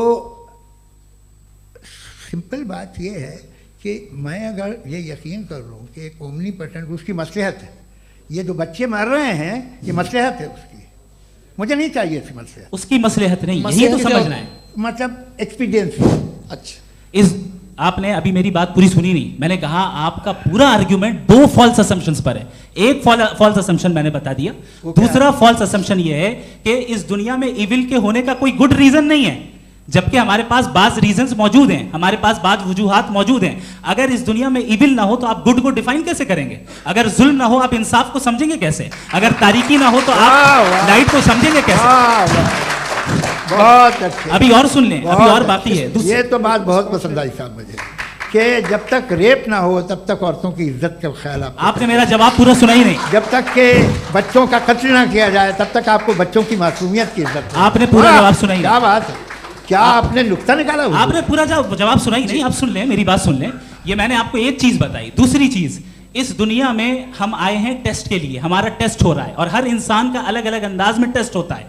और इस दुनिया में अगर इविल मौजूद है तो वो इविल जरिया है हमारे अंदर ह्यूमन नोबल क्वालिटीज को डेवलप करने का और अलग अलग फील्ड में प्रोग्रेस करने का। और अगर हमारे अंदर और इस दुनिया में इविल नहीं होता तो बताइए टेस्ट का मतलब क्या होता? अगर मैं अपने स्टूडेंट को एमसीक्यूज दूं और उसमें सिर्फ राइट आंसर लिख कर दे दूं और कहूं तुम्हारा टेस्ट हो गया, ये मीनिंगलेस है। इस दुनिया में अगर हम टेस्ट के लिए आए हैं तो जाहिर है गुड एंड इविल दोनों मौजूद है। तो अगर गुड एंड इविल दोनों मौजूद है तो ये इविल भी खुदा का बनाया हुआ है? जी हाँ, खुदा का बनाया हुआ है। लेकिन अच्छा, चलो अच्छी बात। जी बिल्कुल, तो बिल्कुल खुदा ने बनाया। अभी तो ये है कि जो मेजॉरिटी है दुनिया में वो इविल है, तो ये खुदा एक्चुअली इविल के साइड पे लग रहा है मुझे। बिल्कुल भी नहीं, मैं बता मेजॉरिटी में तो वो है। क्या बात कर रहे हैं भाई आप? मैं बहुत कोई भी जो मुंसिफ होगा, चाहे आपका अपना घर हो जिसके आप सबसे बड़े हैं, चाहे आपकी ऑर्गेनाइजेशन हो जो आप चलाते हैं, वहां पर आप इविल रखेंगे साबित करने को कि बाकी लोग शरीफ हैं? मेरी बात सुन क्या ये आर्ग्यूमेंट ही गलत है? अगर कि जब तक के कोई इविल नहीं होगा तब तक के शरीफ आदमी शरीफ नहीं लगेगा। अगर एग्जामिनर गलत ऑप्शन दे रहा है तो एग्जामिनर इविल नहीं हो गया, जो गलत ऑप्शन को सेलेक्ट कर रहा है वो फेल होगा। क्रिएटर ने इविल को बनाया है लेकिन वो इविल नहीं है। अच्छा सुनिए मेरी बात, लेट मी कंप्लीट सर। जी जी। क्रिएटर ने इविल को बनाया है टेस्ट के लिए, वो इविल नहीं है। इविल वो होगा जो उसे इख्तियार करेगा। छुरी को बनाने वाला गलत नहीं होता है, छुरी का गलत इस्तेमाल करने वाला गलत होता है। रेप को कैसे गलत इस्तेमाल करते हैं? रेप इंसान के फ्री विल का नतीजा है। ये रेप कैसे गलत इस्तेमाल होता है? ये मुझे अब सुन लें, अब सुन लें। गलत इस्तेमाल होता है। हाँ मैं बता रहा हूँ, कैसे गलत? मैं बता रहा हूँ कि जो इविल इस दुनिया में मौजूद है उसके कई सारे तरीके हैं। एक तरीका इंसान का अपना फ्री विल है। अब अगर कोई रेपिस्ट रेप कर रहा है तो इसका गॉड का कसूर नहीं है, वो अपने फ्री विल का गलत इस्तेमाल कर रहा है, उसको सजा मिलनी चाहिए। अच्छा। और उसी के लिए जहन्नम बनाई गई है। ये फ्री विल का भी बड़ा चक्कर। आप जब कोई बुरा काम करते हैं या कोई बुराई होती है तो ये कहा जाता है कि ये फ्री विल है। 7 billion free wills are moving on this planet. 7 billion free will. और एक आदमी अपनी फ्री विल से मुझे कत्ल कर दे तो मैं खुदा की मर्जी से मरा हूँ कि इसकी फ्री विल की वजह से? मेरी मौत खुदा के हाथ है या इस फ्री विल वाले के हाथ है? खुदा ने फ्री विल का निजाम बनाया है और उस निजाम का गलत इस्तेमाल करके कोई आपको मार रहा है, इस्तेमाल करके मेरा कत्ल कर देता है। अब मेरी मौत का जिम्मेदार कौन है? वो इंसान जिम्मेदार है। वो इंसान। जी। तो ये कहना कि और उसको सजा मिलेगी। तो अब आप आगे चलिए कि ये तय करना कि अल्लाह ही या खुदा, सॉरी अल्लाह नहीं, खुदा ही जिंदगी देता है, खुदा ही मौत देता है, ये गलत है। बिल्कुल गलत नहीं है। हाँ, नहीं, निजाम उसी ने बनाया फ्री विल का, निजाम मौत और हयात का उसी ने बनाया। You are contradicting yourself. अभी आपने कहा कि एक आदमी ने फ्री विल से आपको मार दिया, इसमें उसे फ्री विल दी गई थी, उसने गलत इस्तेमाल किया। 7 billion free wills are moving on this planet, और आप चाह रहे हैं कि मैं सिर्फ खुदा का ध्यान करूं। ये 7 बिलियन फ्री विल्स को मुझे लुक आफ्टर करना पड़ेगा कि नहीं? ये तो तबाहियां कर रही हैं, और तबाहियां ज़्यादा हो रही हैं। बिल्कुल। तो अगर आप बताएं अगर खुदा नहीं है फॉर एग्जाम्पल, तो आप इविल को कैसे डिसाइड करेंगे? यानी how can you define evil objectively without God? देखिए, दुनिया में 2 तरह के जानवर हैं, एक जो अकेले रहते हैं जंगल में, और एक जो ग्रुप्स में रहते हैं। ग्रुप में जो भी रहेगा, चाहे वो आपका फाउंडेशन हो, चाहे कोई क्लब हो, चाहे कोई पॉलिटिकल पार्टी हो, चाहे कोई यूनिट हो, उसमें आपको इंटरैक्ट करने के रूल बनाने पड़ेंगे। यानी लोग तय करेंगे। लोग तय करेंगे। अगर लोगों ने ये तय किया कि किसी का रेप करना सही है, आप जस्टिफाई करेंगे? नहीं, आपका फाउंडेशन तो ये हो गया ना कि लोग ही विल डिसाइड करेंगे। नहीं, अरे दुनिया में ऐसे ग्रुप्स हैं जो रेप को जायज़ मानते हैं सर्टेन हालात में। मैं डिटेल में नहीं जानूंगा, आप भी जानते हैं। ये जो आईसिस वाले थे, जिन्होंने क्या किया था, तो उन्होंने क्या किया उसका खुदा से कोई ताल्लुक नहीं है सर। मैंने सिंपल सवाल किया कि इविल को आप डिफाइन करते कैसे हैं? आगे वापस आइए जी। आप साथ में तभी रह सकते हैं जब कुछ आप ऐसे उसूल डेवलप करें जिसमें हर एक का बेसिक तहफ़्फ़ुज़, हर एक का बेसिक राइट हो, और हर एक को कोई आराम मिले। यही तरीक़ा है किसी भी ऑर्गेनाइजेशन जिसमें एक से ज़्यादा लोग हैं और वो ऐसे चलती है ज़िंदगी। उसमें अगर आप गड़बड़ करेंगे तो तबाही होगी, नुकसान होगा, बर्बादियाँ आएंगी। और अगर उसमें आप घर ले लीजिए ना, एक हस्बैंड है, एक वाइफ है, बच्चे हैं, वालदा भी हैं, 2 बहनें भी हैं, एक भाई भी है। अब इसमें कोई निज़ाम आपको चाहिए साथ में रहने का, और एक दूसरे पे भरोसा रहे, एक दूसरे के बहीख्वाह हों, एक दूसरे की मदद करें, ऐसी जिंदगी। सर आपकी बात आ गई। आप ये कह रहे हैं कि लोग डिसाइड करेंगे क्या सही है क्या गलत है, यही है? मेजॉरिटी डिसाइड करेगी क्या सही है क्या गलत है? अरे भाई बिल्कुल। मेजॉरिटी अगर ये कहे कि नाजी जर्मनी के साथ जिस तरह मेजॉरिटी थी कि जेनोसाइड करना सही है, आप जस्टिफाई करेंगे? उस वक्त आपका ये सवाल सिर्फ उसके बाद क्लोजिंग। हाँ, उस वक्त प्लेनेट पे जो लोग थे, उनमें कितने लोग हिटलर को सही समझते? अच्छा, प्लेनेट की मेजॉरिटी तय करेगी, सोसाइटी की नहीं। प्लेनेट की मेजॉरिटी गॉड के एग्जिस्टेंस को सही मानती है, आप क्यों नहीं मानते?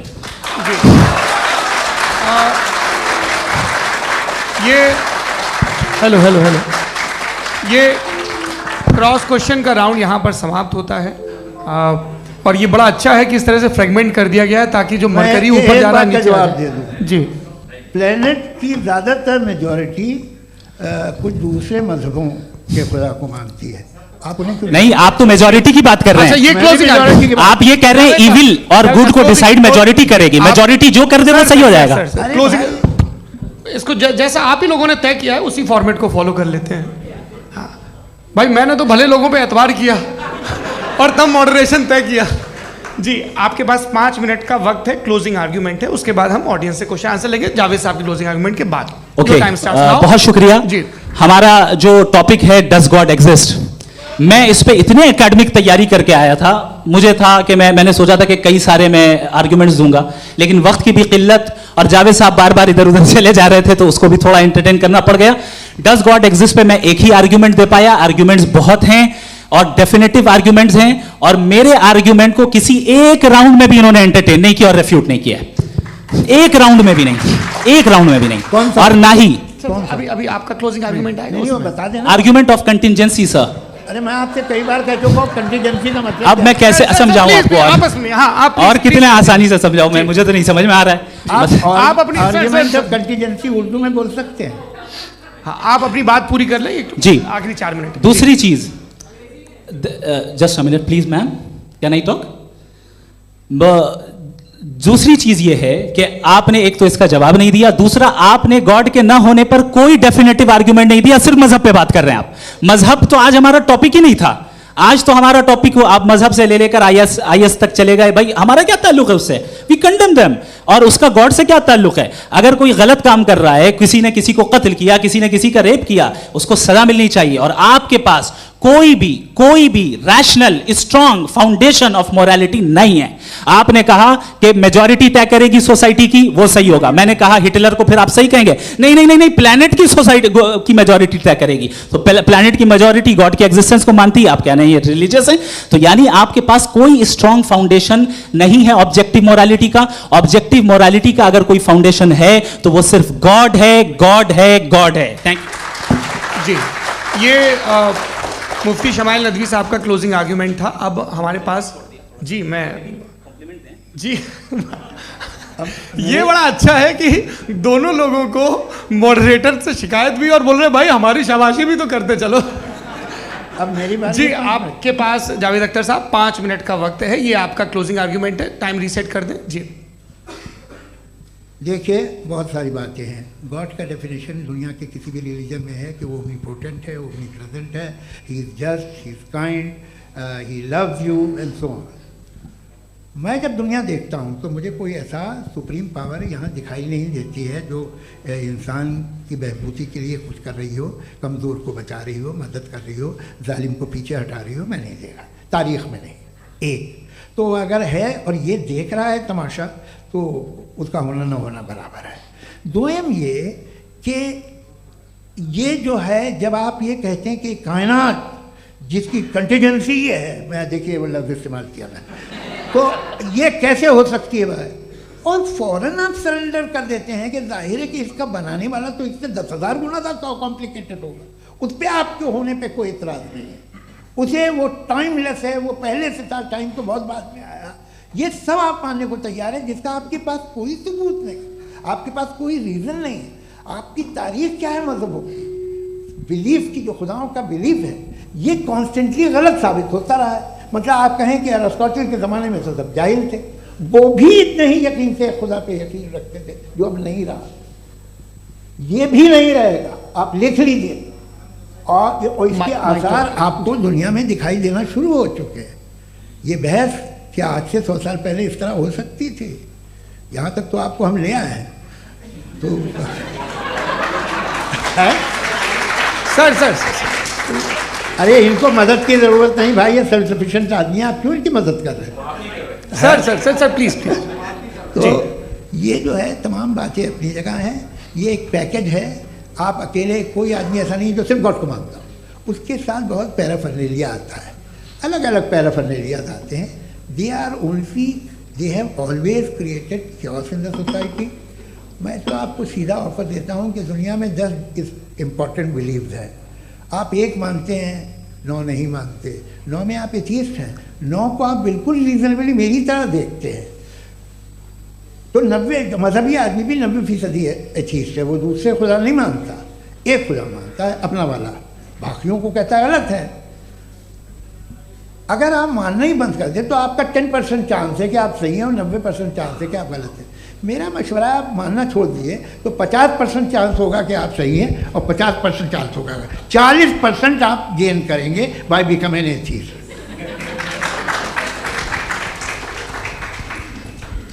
ये एक फरसूदा ख्याल है, ये ख़त्म हो रहा है। हो सकता है मेरी ज़िंदगी में ना हो, लेकिन ये हो जाएगा। जो बातें ये इनको आप मेटाफिज़िकल, ये वैसे रिस्पेक्टेबल टर्म दे दिए, ये तो उन लोग के हैं जिन्हें ना फिज़िक्स मालूम थी ना मेटा मालूम था, ये उन्होंने आपको दिए हैं। जी बहुत शुक्रिया आप दोनों लोगों का। और अब इस बातचीत का आखिरी राउंड शुरू होगा, डज गॉड एग्जिस्ट की ये बहस मुफ्ती शमाइल नदवी और जावेद अख्तर साहब के बीच। आप लोग अपने अपने हाथ ऊपर करेंगे, मैं यहाँ से तय करूँगा। और माइक हमारे पास है क्या? एक ही माइक है ऑडियंस के लिए? 2 माइक है, एक इस तरफ एक इस तरफ, ठीक है। तो जी सबसे पहले हमारी सहयोगी हैं मारिया शकील जी, पूछिए सवाल।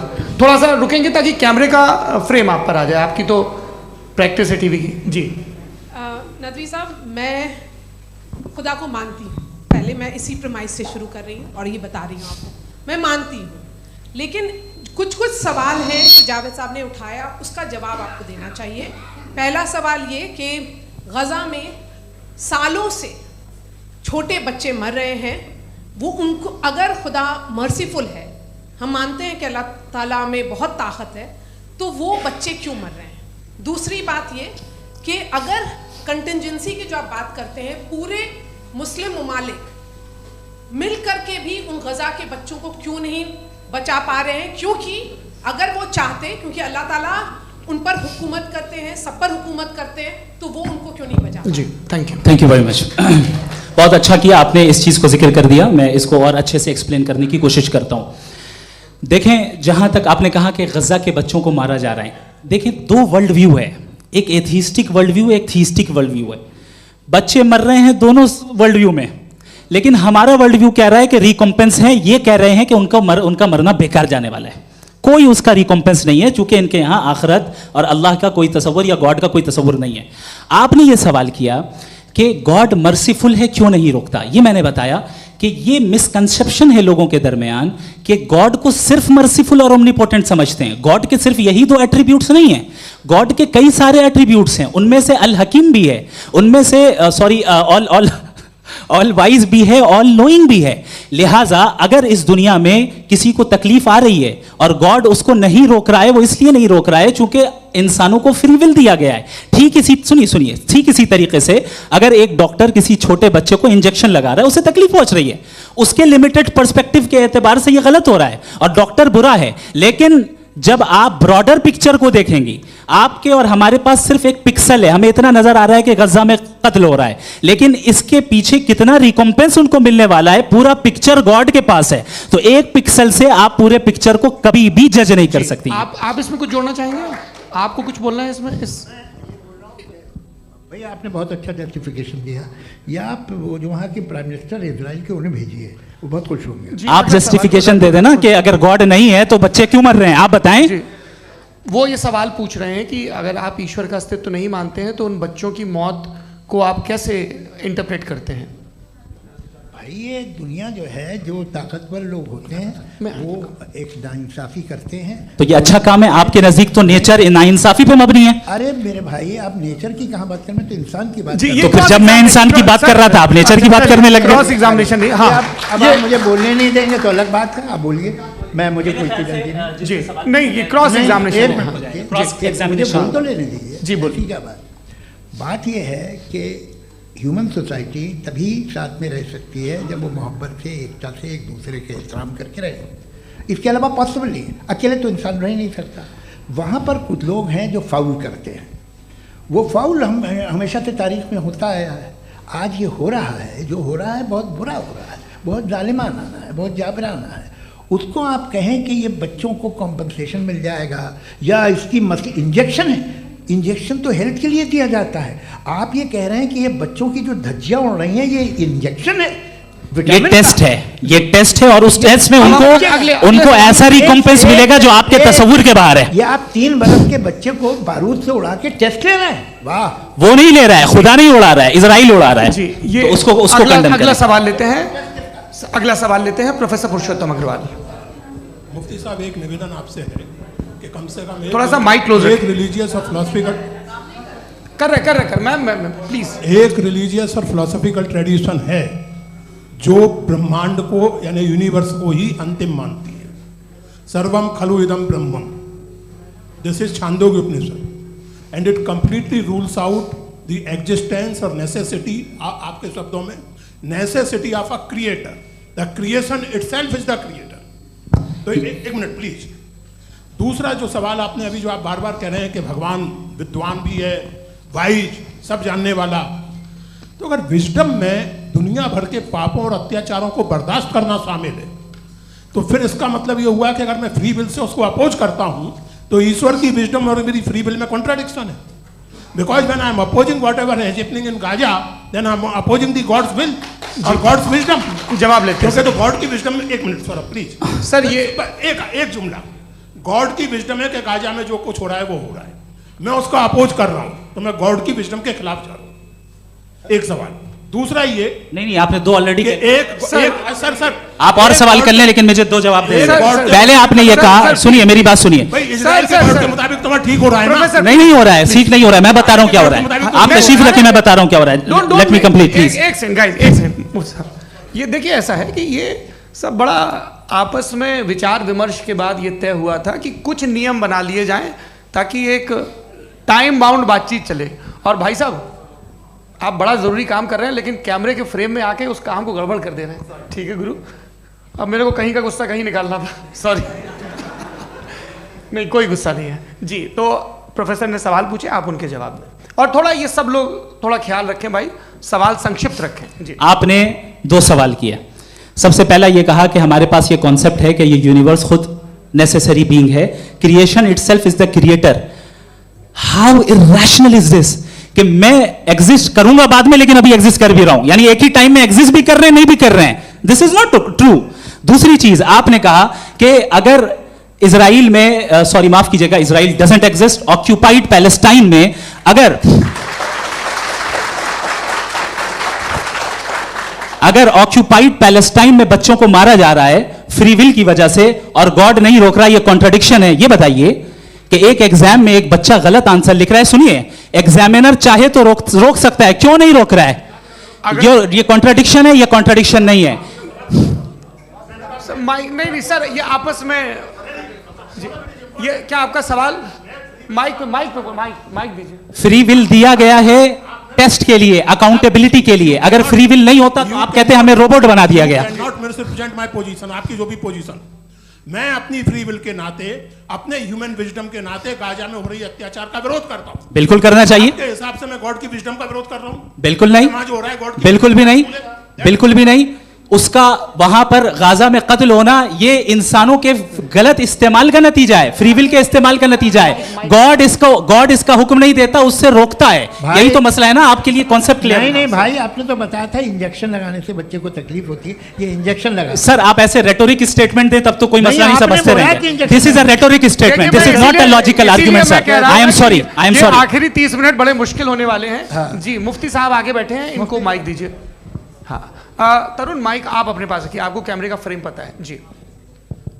सबसे पहले दोनों को मुबारकबाद। एक सर अपना आप नाम बता दें। आप अमेरिका में शिकागो में रहते हैं, इतना मुझे याद है। बताया आप, यासिर नदीम अलवाजदी मेरा नाम है। जावेद सर आपसे एक क्वेश्चन है इन्फिनिट रिग्रेस के ताल्लुक से। एक हाइपोथेटिकल सिनेरियो है, मसलन अगर आप सर माइक थोड़ा सा प्लीज क्लोज रखें। ओके जी। अगर आप शायर इसलिए हैं कि आपके कोई उस्ताद शायर थे और वो इसलिए शायर थे कि उनके कोई उस्ताद शायर थे, और इसी तरीके से हम माजी में पीछे चलते चलते चले जाएं और कहीं ना रुके, तो माफ कीजिएगा आप कभी शायर नहीं हो सकते। लेकिन आप शायर हैं, आपका शेर एग्जिस्ट करता है, इसका मतलब ये है कि आप कहीं ना कहीं रुके हैं। तो मेरा सवाल ये है कि क्या आप इन्फिनिट रिग्रेस ऑफ कॉजेस को लॉजिकल फैलेसी मानते हैं या नहीं मानते? हाँ या ना? मैं इन्हें लॉजिकल फैलेसी नहीं मानता हूँ, लेकिन मेरा प्रॉब्लम यह है कि जब मैं नहीं मानता हूँ तो I will continue with this logic जो फैलेसी नहीं हो। आप एक जगह रुक जाते हैं जाके, आप कहते हैं ये गेंद कैसे बनी, ये जजीरा कैसे बना, ये समंदर कैसे बना, ये ज़मीन कैसे बनी, और अचानक गॉड पे जाके आपको ब्रेक लेने जाता है।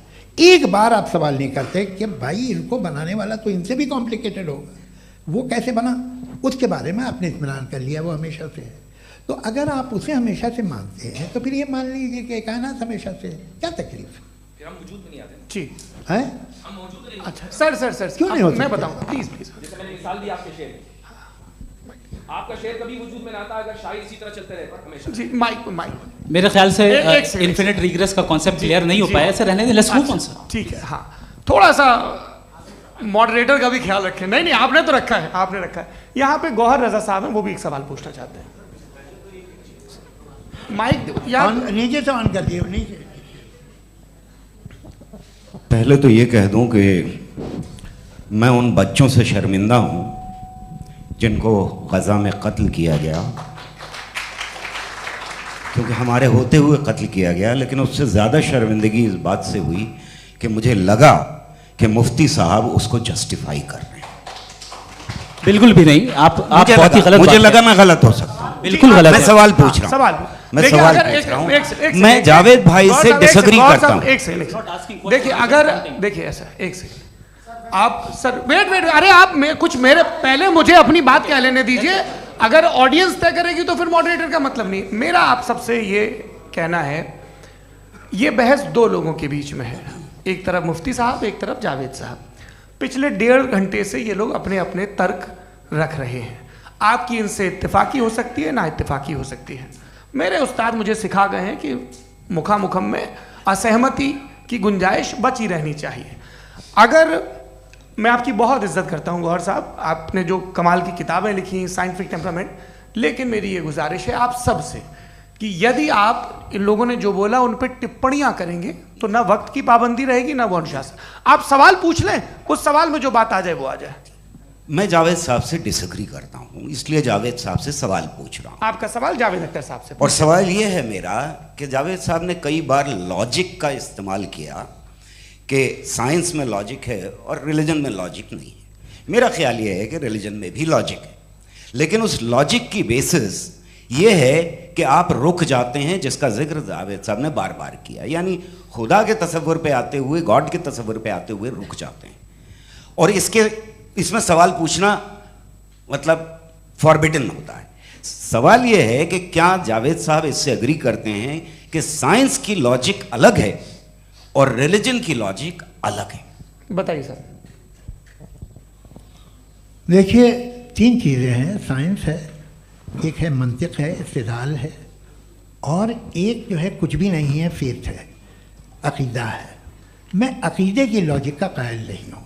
मुझे आप इस्तिदलाल से, लॉजिक से, रीज़न से समझाइए, मैं मानने को तैयार हूँ, मेरा क्या नुकसान होगा। लेकिन ये कि अकीदे पे मैं नहीं जा सकता हूँ। अकीदे का मतलब है कि तुम ये मान लो, सवाल ना करो, ये नहीं। आप सारी बातें करके, बड़ी साइंटिफिक बातें करके एक जगह जाके खुदा के वजूद पे रुक जाते हैं, सरेंडर कर देते हैं। मैं सरेंडर करने को तैयार नहीं। That's all. जी, ये आगे सर बैठे हुए हैं, इनको माइक दीजिए। भाई वो आप पूछना चाह रहे थे ना भाई? हाँ, नहीं मैं ये जी, आपका नाम? आसिम इफ्तिखार। आसिम जी, पूछिए। सर, जावेद सर से सवाल है कि आपने अपने क्लोजिंग, माइक थोड़ा करीब, अपने क्लोजिंग स्टेटमेंट में बात कही थी कि मज़हब का जो फ्यूचर है वो ज़्यादा दिन नहीं जाने वाला है। लेकिन मैं देख पा रहा हूँ कि जो ऑक्सफोर्ड यूनिवर्सिटी की एक स्टडी है 2011 में हुई है, जिसके 50 एकेडमिशियंस ने इसको अंजाम दिया था, उसमें वो ये कहते हैं कि जो फेथ इन गॉड है वो इनबिल्ट है ह्यूमन नेचर के अंदर, जिसको हम कहते हैं फितरत के अंदर शामिल है वो। और वो ये कहते हैं कि अगर कोई ये समझता है कि मज़हब को वो ख़त्म कर देगा तो ये उसकी गलत फहमी है। तो आप इसके बारे में, इस स्टडीज़ के बारे में क्या कहते हैं? ठीक है, मैं उनसे एग्री नहीं करता हूँ। वो कौन से प्रोफेसर होंगे? ऐसा उनके पास डेटा है, इन्होंने डेटा के बेस होगा। डेटा क्या हो सकता है? फ्यूचर का डेटा तो नहीं हो सकता ना उनके पास, प्रेजेंट का डेटा हो सकता है। डेटा आपने सुना 100 साल पहले का बाद का डेटा? मैंने तो नहीं सुना आज तक। तो आज उनकी ये राय है और होगी राय, ठीक है। दुनिया में तरह तरह की राय है लोग, लेकिन मैं समझता हूँ कि वक्त के साथ इंसान ज़्यादा से ज़्यादा रीज़नेबल और लॉजिकल होता जा रहा है। आज आप देखिए वेस्टर्न यूरोप में क्या परसेंटेज है नॉन बिलीवर्स की, बहुत हाई। वहाँ चर्च खाली पड़े होते हैं। तो अल्टीमेटली तो इंसान कोई ऐसी बात बहुत अरसे तक नहीं मान सकेगा, चाहे गलत या सही, जो उससे उसके दिमाग को, उसके जहन को, उसकी लॉजिक को अपील न करे। वो कह रहे हैं तो ऑक्सफोर्ड के होंगे तो कैम्ब्रिज के होंगे, मुझे क्या लेना देना। उनका डेटा मुस्तकबिल का नहीं हो सकता है। जी, दीपक, हाँ पूछिए। मैं आऊँगा, अभी पीछे की साइड भी आऊँगा, माइक वहीं भेजूंगा 2-3 साल के लिए। जी जावेद साहब, आपसे सवाल है। नमस्ते। अरे भाई सर, अगर आप ही लोग तय करना है तो फिर 200 लोग तय कर लें। नहीं sir, please don't do this sir. Everybody has a right sir, but we can only take selected questions. No sir, ये यंग लोग भी हैं तो इनकी ये अब उतने यंग, भाई आप यंग हैं कि नहीं हैं? वो कह रहे हैं वो भी यंग हैं साहब, आप उनकी नौजवानी पर दावा उनको ही करने थे। हाँ मुफ्ती साहब, आप यंग, हाँ पूछे।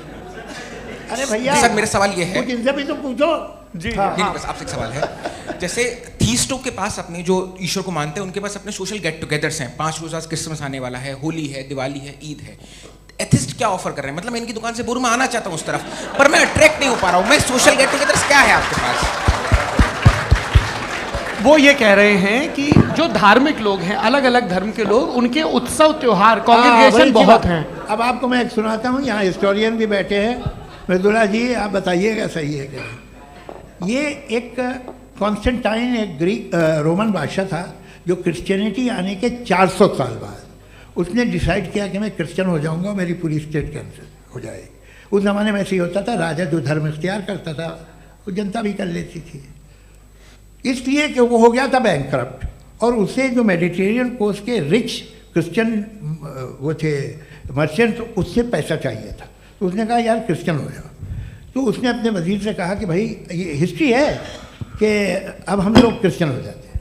कहते सर हो जाएंगे, कोई प्रॉब्लम नहीं है, लेकिन एक प्रॉब्लम ये है कि 17 दिसंबर से 25 दिसंबर तक जो पेगन फेस्टिवल होता, जो पेगन स्टेबल हो, जो फेस्टिवल होता है वो बंद हो जाएगा, इसलिए कि हम क्रिश्चियन हो गए तो होगा नहीं। तो वो बच्चों को बहुत बुरा लगेगा, पब्लिक को बहुत इन्जॉय करते हैं, खासतौर से 25 को मेन डे। उसने कहा हाँ ये तो सही कह रहे हो, ये जीसस क्राइस्ट की पैदाइश कब थी? पहले साहब वो अप्रैल में थी। नहीं कट करो, वो 25 दिसंबर को है।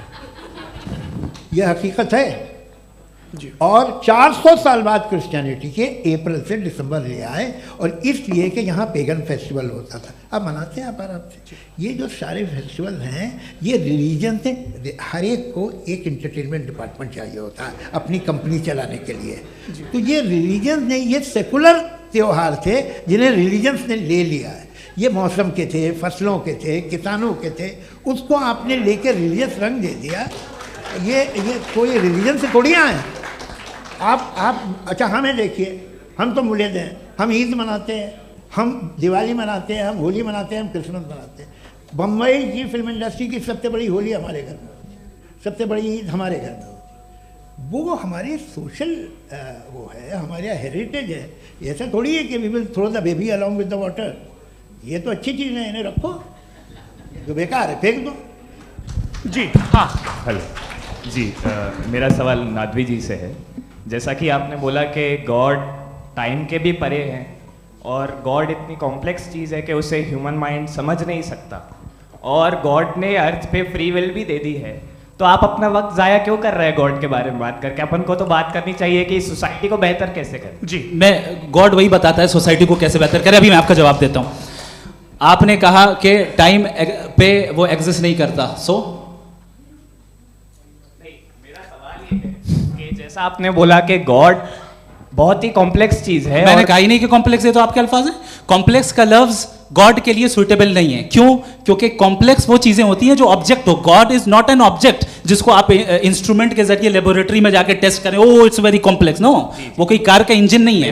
वो फिलोसॉफिकली नेसेसरी बीइंग ऐसी बीइंग है जो सिंपल बीइंग है। हाँ, आप उसको मुकम्मल तौर पे उसकी तमाम हिकमतों को जान ले और हर चीज को जान ले, ये पॉसिबल नहीं है, क्योंकि वो ऑल वाइज है, आप ऑल वाइज नहीं है, और वो खुदा है, वो आपको सारी चीजें बता दे, ये जरूरी नहीं। मेरा सवाल ये नहीं था। मेरा सवाल ये था कि जब गॉड इतना परे है इस दुनिया से कि उसने अर्थ पे फ्री विल भी दी है, हम सब ह्यूमंस की फ्री विल है, और जो सोसाइटी में हो रहा है वो अपन लोग डिसाइड करेंगे, तो अपन लोग डिसाइड नहीं करेंगे ना, अपन लोग डिसाइड नहीं करेंगे। गॉड जो है, गॉड ने वो उसकी जात, उसकी एग्जिस्टेंस टाइम एंड स्पेस से परे है, लेकिन वो हमारा टेस्ट ले रहा है, और उसी गॉड ने हमें बताया कि तुम्हें क्या करना है क्या नहीं करना है। तो जाहिर उस गॉड की बात सुनेंगे ना हम। जी, वो पीछे एक चश्मा लगाए जो मैम खड़ी हैं, उनको दीजिए। हाँ आप जी जी बिल्कुल आएंगे। देखिए मैं कोशिश कर रहा हूँ सब तरफ जाने की। हाँ उनको दीजिए माइक। जी हेलो सर, मैं ओमनी प्रेजेंट नहीं हूँ, टाइम पाबंद हूँ, और जहां तक कोशिश कर सकता हूँ करूंगा। जी अपना नाम बताइए। मेरा नाम उर्सुला है, मैं दिल्ली यूनिवर्सिटी की एक स्टूडेंट हूँ, और मैं स्टूडेंट फेडरेशन ऑफ इंडिया से हूँ। मेरा सवाल मुफ्ती जी से है कि इस हॉल के इस कमरे में बैठ के हम लोग रेप की मोरालिटी के बारे में फिलोसफिकली बात तो कर सकते हैं, बट असलियत ये है कि रोज़मर्रा की ज़िंदगी में औरतें रेप के थ्रू गुजरती हैं, और हम लोग सिर्फ नंबर्स पे इस तरह नहीं देख सकते, क्योंकि कितनी औरतें हैं इन कंट्रीज़ में जहाँ पे आप बता रहे हैं कि केसेस कम हैं, जिनका एक्सेस है कि वो जाके केस फाइल कर सकें।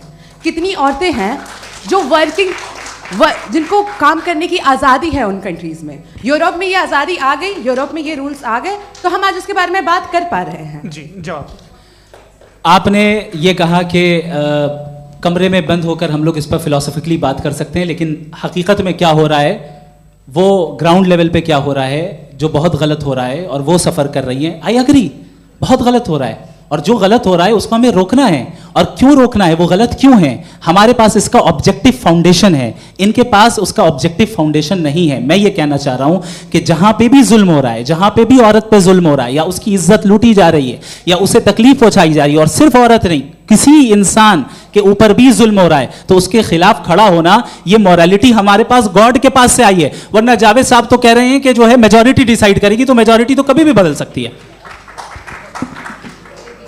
क्या आप ना तो ये थोड़ी सी आपको गलतफहमी है। मैं अगर मेरे जुमले से ये मदनत निकला या मैंने कहा तो ये जुमला मैं वापस लेता हूँ। ये मेरा मतलब ही नहीं था कि मेजॉरिटी डिसाइड करेगी। मेजॉरिटी डिसाइड करे तो दुनिया में बड़ी, वैसे आपने कहा था ये जुमला। अच्छा, हो सकता है, मैं मान रहा हूँ, बाद में रिकैप कर लेंगे। अरे एक सेकंड, मैं अपनी एक्सप्लेनेशन दे रहा हूँ। मुनासिब बात यह है कि हम सब के सब दिल में जानते हैं कि क्या अच्छा है क्या बुरा है, हमें पता है अच्छी तरह से। जो लोग बुरे काम करते हैं उन्हें भी मालूम अच्छा क्या है। यही तो सवाल था हजरत कि फिर ये मोरालिटी आई कहाँ से? Cross examination. हाँ जी, हाँ। मोरालिटी साथ रहने की डिजायर से आई, यानी साथ रहकर जो कुछ कह दे, जो कुछ कर दे, वो हो जाएगा? नहीं नहीं, तो आप कायदे से रह ही कर सकते हैं जब तक लोगों में मोरालिटी हो, वरना क्यास हो जाएगा। ये आपको कैसे पता? जी, हमने देखा ना, जहाँ मोरालिटी का क्यास हो गया, हम देखते हैं। कहाँ पे देखते भाई? दुनिया में। आप जो कह रहे हैं, आप कहीं पे आप अगर गलत हो रहा है इस बहस तो के उसको बाद आप में आप देखिए, आप एपिस्टेमोलॉजी की बात कर रहे हैं, मैं ओंटोलॉजी की बात कर रहा हूं। मैं इस बहस के बाद आप दोनों लोगों को चाय पे होस्ट करूंगा, वहां पे क्रॉस एग्जामिनेशन कर लीजिएगा। अभी ऑडियंस का हक मार रहे हैं आप लोग भाई, सर जस्ट लोग हैं आप लोग। और ये भाई ये हाँ, उधर आएंगे, उधर जी सर आएंगे। अच्छा सर मेरा नाम लईकुर रहमान है और मैं अलीगढ़ मुस्लिम यूनिवर्सिटी का स्टूडेंट हूँ। और जहाँ तक मुझे पता है कि sir you are also product of Aligarh Muslim University. मैं भी उसी चमन का बुलबुल। हाँ सर, तो बहुत खुशी हुई मुझे जान करके कि मैं आपसे मिलूंगा। सवाल सर, मेरा सवाल ये है, सर सैयद अलैहि रहमा का नज़रिया ये था कि खुदा के वजूद को अक़ल के दायरे में रह कर के तलाश करना, न कि पूरी तौर से उसका इनकार कर देना। Sir how will you define it? नहीं, तो ये तो आप इन्हें बताइए। ये सवाल आपसे खुदा का वजूद साबित कर रहे हैं तो सर आपने इनकार कर रखा है, इस वजह से मेरा क्वेश्चन। उन्होंने यही सर से एक सेकंड, सर सैयद ने यही कहा ना कि अक्ल से आप खुदा के वजूद को साबित नहीं कर सकते, यही कहा ना भाई। वो उन्होंने कहा कर सकते हैं और वो कर दिया गया आज। वो फोन दो।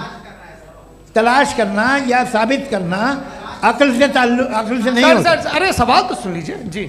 अक्ल से नहीं हो सकता है, यही कहा ना आपने। अक्ल से हो सकता है। अरे वो यही कह रहे हैं भाई, आप बता रहे हो सकता है, वो तो कुछ और। आप अगर सर देखो नौजवान फोन ले लो, वो इतनी कमाल की यूनिवर्सिटी है। अरे भाई दे दो जरा, एक मिनट दे दो भाई, मेरी बात सुनो, माइक पे बोलो ताकि जो लाखों लोग देख रहे हैं। माइक दे दो ना। अरे देंगे ना माइक, तुम ठहरो तो। हाँ सर, मेरा सवाल ये था कि सर सैयद अलैहि रहमा का एक नज़रिया था अपना कि खुदा का जो वजूद है उसको अक़ल के दायरे में रह करके तलाश करना है, न कि पूरे तौर से इनकार कर देना है। ये उनका कॉन्सेप्ट था। लेकिन मेरा सवाल ये है कि आप इसको कैसे डिफाइन करते हैं, एक्सप्लेन कैसे करेंगे? मैं आपसे जानना चाहता हूँ, क्योंकि you are the product of Aligarh Muslim University. मुझे अक़ल के दायरे में रख के मैंने बहुत तलाश की, मुझे मिला नहीं। हाँ, ये इधर वो चश्मा लगाए जो, हाँ उनको दे दीजिए। जी जी फटाफट पूछिए, बस 5 मिनट है, 5 मिनट में खत्म हो रहा है। हाँ, अस्सलाम वालेकुम मुफ्ती साहब। एंड मेरा सवाल जावेद अख्तर साहब से। क्या नाम है आपका? अरे भैया सब मुझे पूछ रहे हो। फैज पूछिए फैज साहब। तो मेरा सवाल ये है कि अभी जो एथियस्ट है वो problem of evil argument use कर रहे हैं अगेंस्ट मुस्लिम्स, राइट? कि इस दुनिया में इतना सारा ईविल है और अगेंस्ट मुस्लिम तो यहाँ अगेंस्ट थियस्ट। हाँ, थोड़ा सा करेक्ट कर लीजिए भाई। पूरी मशक्कत ही इसी बात की थी कि किसी एक मजहब पे बात न टिके। जी, तो बेसिकली ये आर्ग्यूमेंट ऐसा है कि इस दुनिया में इतना ज़्यादा ईवल एग्जिस्ट करता है और अगर एक ऑल गुड गॉड है तो वो रोकता क्यों नहीं है? लेकिन इस सवाल में एक हिडन अजम्पशन ये है कि इस दुनिया में ईवल एग्जिस्ट करता है। अब एथियस्ट ये कैसे ऑन्टोलॉजिकली प्रूव कर सकते हैं कि इस दुनिया में ईवल एग्जिस्ट करता है? मैं आपको बताता हूँ, थोड़ा सा समझा। नहीं सर, हम लोग इनको सुनिए। नहीं please don't do. I want to explain ontology. नहीं, हम समझ गए सर, इनको अब जवाब देने दीजिए। अच्छा, सवाल पूछ लो। मैं अभी तक क्या था वो मैं थोड़ा सा ऐड ऑन कर लेता हूँ। तुम गुरु, तो हम जब इसका राउंड 13 करेंगे ना तब तुमको स्टेज पे बिठाएंगे। जी तो हाँ जल्दी से। तो देखिए, एथियज्म के हिसाब से सब कुछ रैंडमली बन गया है, सब कुछ एटम्स और मॉलिक्यूल्स है। एक पत्थर में और मुझ में सिर्फ इतना फर्क है कि हम लोग एटम्स और मॉलिक्यूल्स का अलग अलग रीअरेंजमेंट है। अब एक पत्थर को कोई इंसान तलवार से 2 टुकड़ों में काट दे या मुझे, according to atheism it is same. There is no evil and good according to atheism. जी अच्छा, फैज साहब का सवाल ये है कि हाँ, कोशिश भी करते तो इससे गलत सवाल नहीं कर पाते। एक लाइफ फॉर्म है और लाइफ फॉर्म में फीलिंग्स हैं, मतलब लाइफ फॉर्म सुनता है, देखता है, टेस्ट कर सकता है, फील कर सकता है, तो उसकी जो ये जो क्वालिटी इस बबल में आ गई हैं वो जानवर में भी है, इंसान में भी है, तो जाहिर है कि उसे कोई तकलीफ पहुंचेगी, तो चूंकि उसके पास वो सेंसिटिविटी है तो मैं करेगा। पत्थर में वो सेंसिटिविटी नहीं है। तो ये क्या सवाल हुआ कि अगर पत्थर को काटा तो पत्थर को तकलीफ नहीं होती, तो आपको काटे तो आपको क्यों तकलीफ हो? बैठ जाइए जी। हाँ, अगला सवाल। हाँ, पूछे जी। जावेद अख्तर साहब। अरे भैया, सब आप लोग मुफ्ती साहब को छोड़ रहे हैं, तो मेरे ही पीछे पड़े हैं क्या? चलो बोलो भाई। You asked how God can exist when children die in Gaza. Huh? You asked how God can exist when children die in Gaza, and you also mentioned the rise of atheism in Europe. But the same events also are leading many atheists and non-believers to turn towards faith. How do you interpret this contradiction, where suffering pushes some away from God, yet brings others closer to belief? आपको एक बात बताऊं, दुनिया perfect तो कहीं भी नहीं है, हर जगह कुछ खामियां हैं। बेटा एक मिनट, मैं आप ही को कहेंगे, देखो वो तो कुछ खामियां, कमज़ोरियां, खराबियां सब जगह है। लेकिन अगर देखोगे ईमानदारी से कि दुनिया सबसे ज़्यादा महज़ब कहाँ है, एक आम शहरी को कहाँ हुकूक हासिल हैं, वो बोल सकता है, अपनी मर्ज़ी से काम कर सकता है, अपनी मर्ज़ी से राय दे सकता है, हुकूमत के ख़िलाफ़ बोल सकता है, बरसरे इक़्तिदार लोगों के बारे में बोल सकता है, सरमायादारों के ख़िलाफ़ बोल सकता है। तो आपको ये स्कैंडिनेवियन कंट्रीज़ में मिलेगा, वेस्टर्न यूरोप में मिलेगा। मैं नहीं कह रहा वो परफेक्ट है, बिल्कुल नहीं, वहाँ बहुत ख़राबियाँ भी हैं, परफेक्ट तो कोई। लेकिन जिन जिन मुल्कों में, लैटिन अमेरिका देखो, गल्फ़ देखो, वहाँ पर आपको ये ज़रूर है कि रेप नहीं होते होंगे। रेप की ज़रूरत क्या है भाई? उसको तो ख़रीद लो, घर में रखो, सड़क पर रेप करने की क्या ज़रूरत है? मगर सुनिए, मगर हकीकत ये है कि वहाँ शख्सी आज़ादी राय देने की, बोलने की नहीं है। जी, ये एक आखिरी सवाल मुफ्ती साहब से। हाँ मैम, इनको माइक दीजिए। शुक्रिया। मेरा नाम मनीषा है, मैं हरियाणा से आई हूँ। मैं मुफ्ती साहब से एक बात पूछना चाहती हूँ। आप बार बार जावेद साहब को कॉन्ट्राडिक्ट तो कर रहे हैं कि आपने ये कहा, लेकिन आप भी अजम्पशंस के बेसिस पे बात कर रहे हैं। आपने खुदा के होने का कौन सा प्रूफ पेश किया है, खुदा की एग्जिस्टेंस का? अब इस सवाल को अलग रहने दीजिए, कौन एथीस्ट है कौन नहीं है। और दूसरी बात जो आपने एक छोटी सी कही थी कि ये फ्री विल का इस्तेमाल करता है इंसान अपनी, लेकिन इस फ्री विल का इस्तेमाल में मतलब खुदा ने ये दे दी सबको ये इजाज़त कि वो कितना घिनौनापन और कितने ज़्यादा ख़राब से ख़राब तरीके इस्तेमाल कर सकते हैं। जवाब सुनते जी। आप फ्री विल को मानती है ना, या कहती है कि फ्री विल नहीं है ना? मानती है ना? तो अब आपके पास इसका कोई एक्सप्लेनेशन नहीं है कि अगर एक इंसान उस फ्री विल का इस्तेमाल करके गलत काम कर रहा है और बच के अच्छी ज़िंदगी गुजार के निकल जा रहा है, उसका कोई रिकम्पेंस नहीं है। हमारे वर्ल्ड व्यू में जो इंसान गलत काम कर रहा है उसको भी रिकम्पेंस यानी उसका बुरा बदला मिलना है, और जो सही काम कर रहा है उसको सही बदला मिलना है। लिहाजा जो फ्री विल है वो इस तरीके से है कि एक लिमिटेड टाइम तक खुदा ने मोहलत दी है। ऐसे नहीं कि छूट दे दी, जो करना है करते रहो हमेशा। वक्त आएगा जब एग्जाम का टाइम खत्म होगा तब रिजल्ट आएगा, दौराने एग्जाम जबरदस्ती आपको नहीं बताया जाएगा। अरे भाई एक सेकंड, जी सवाल मुफ्ती साहब से मेरा है। मुफ्ती साहब से रुक जाइए, आपसे फोन, आप इसके बाद आपसे यही रहेंगे वो। हाँ बोलिए। मैं मुफ्ती साहब एक ही सवाल करता हूँ कि अगर जो हो रहा है फ्री विल से हो रहा है और एक दिन बरोज़ क़यामत इंसाफ होगा मैशर में वगैरह वगैरह, तो दुआ क्यों मांगते हैं लोग? दुआ मांगते हैं इसके मतलब है अभी भी उसने ये डिपार्टमेंट रखा है कि मैं रोज़मर्रा की ज़िंदगी में बिल्कुल ही कैन। तो तुम कैन हो, तुम मुझे नौकरी दिला देते हो, मेरे बेटे को ग्रीन कार्ड दिला देते हो, और 45,000 बच्चे मरते हो, उन्हें रोकते नहीं हो।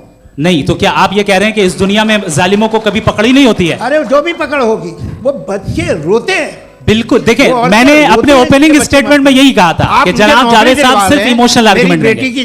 This is an emotional argument. ये छोटे मोटे इसके पीछे का रीजन मैंने बताया क्या है। देखिए मैं बार-बार यहाँ पर मंच से आप लोगों को सज्जनों इसलिए कह रहा हूं ताकि थोड़ा सा आपके कॉन्शियंस पे जोर रहे कि आपको ऑर्डर बचा के रखना है। वक्त तय हुआ था, ये वक्त पूरा हुआ, आपने इतने धैर्यपूर्वक सुना, मैं आप सबका बहुत बहुत शुक्रगुजार हूं। यदि इन दोनों विद्वानों की इच्छा होगी तो कभी हम इस बातचीत का राउंड 2, राउंड 3, यही तो देखिए खूबी है इंसान की कि बहस मुबाहसे में वो पड़ा रहता है। आप लोगों ने बड़े धैर्य का परिचय दिया, बहुत बहुत शुक्रिया। इसी के साथ ये बातचीत आप लोगों को मैं एक बात बता दूं, ये सारी बहस हो गई, अब मुफ्ती साहब और बड़े मुफ्ती साहब इन साथ के साथ मैं खाना खाने वाला हूँ। अच्छा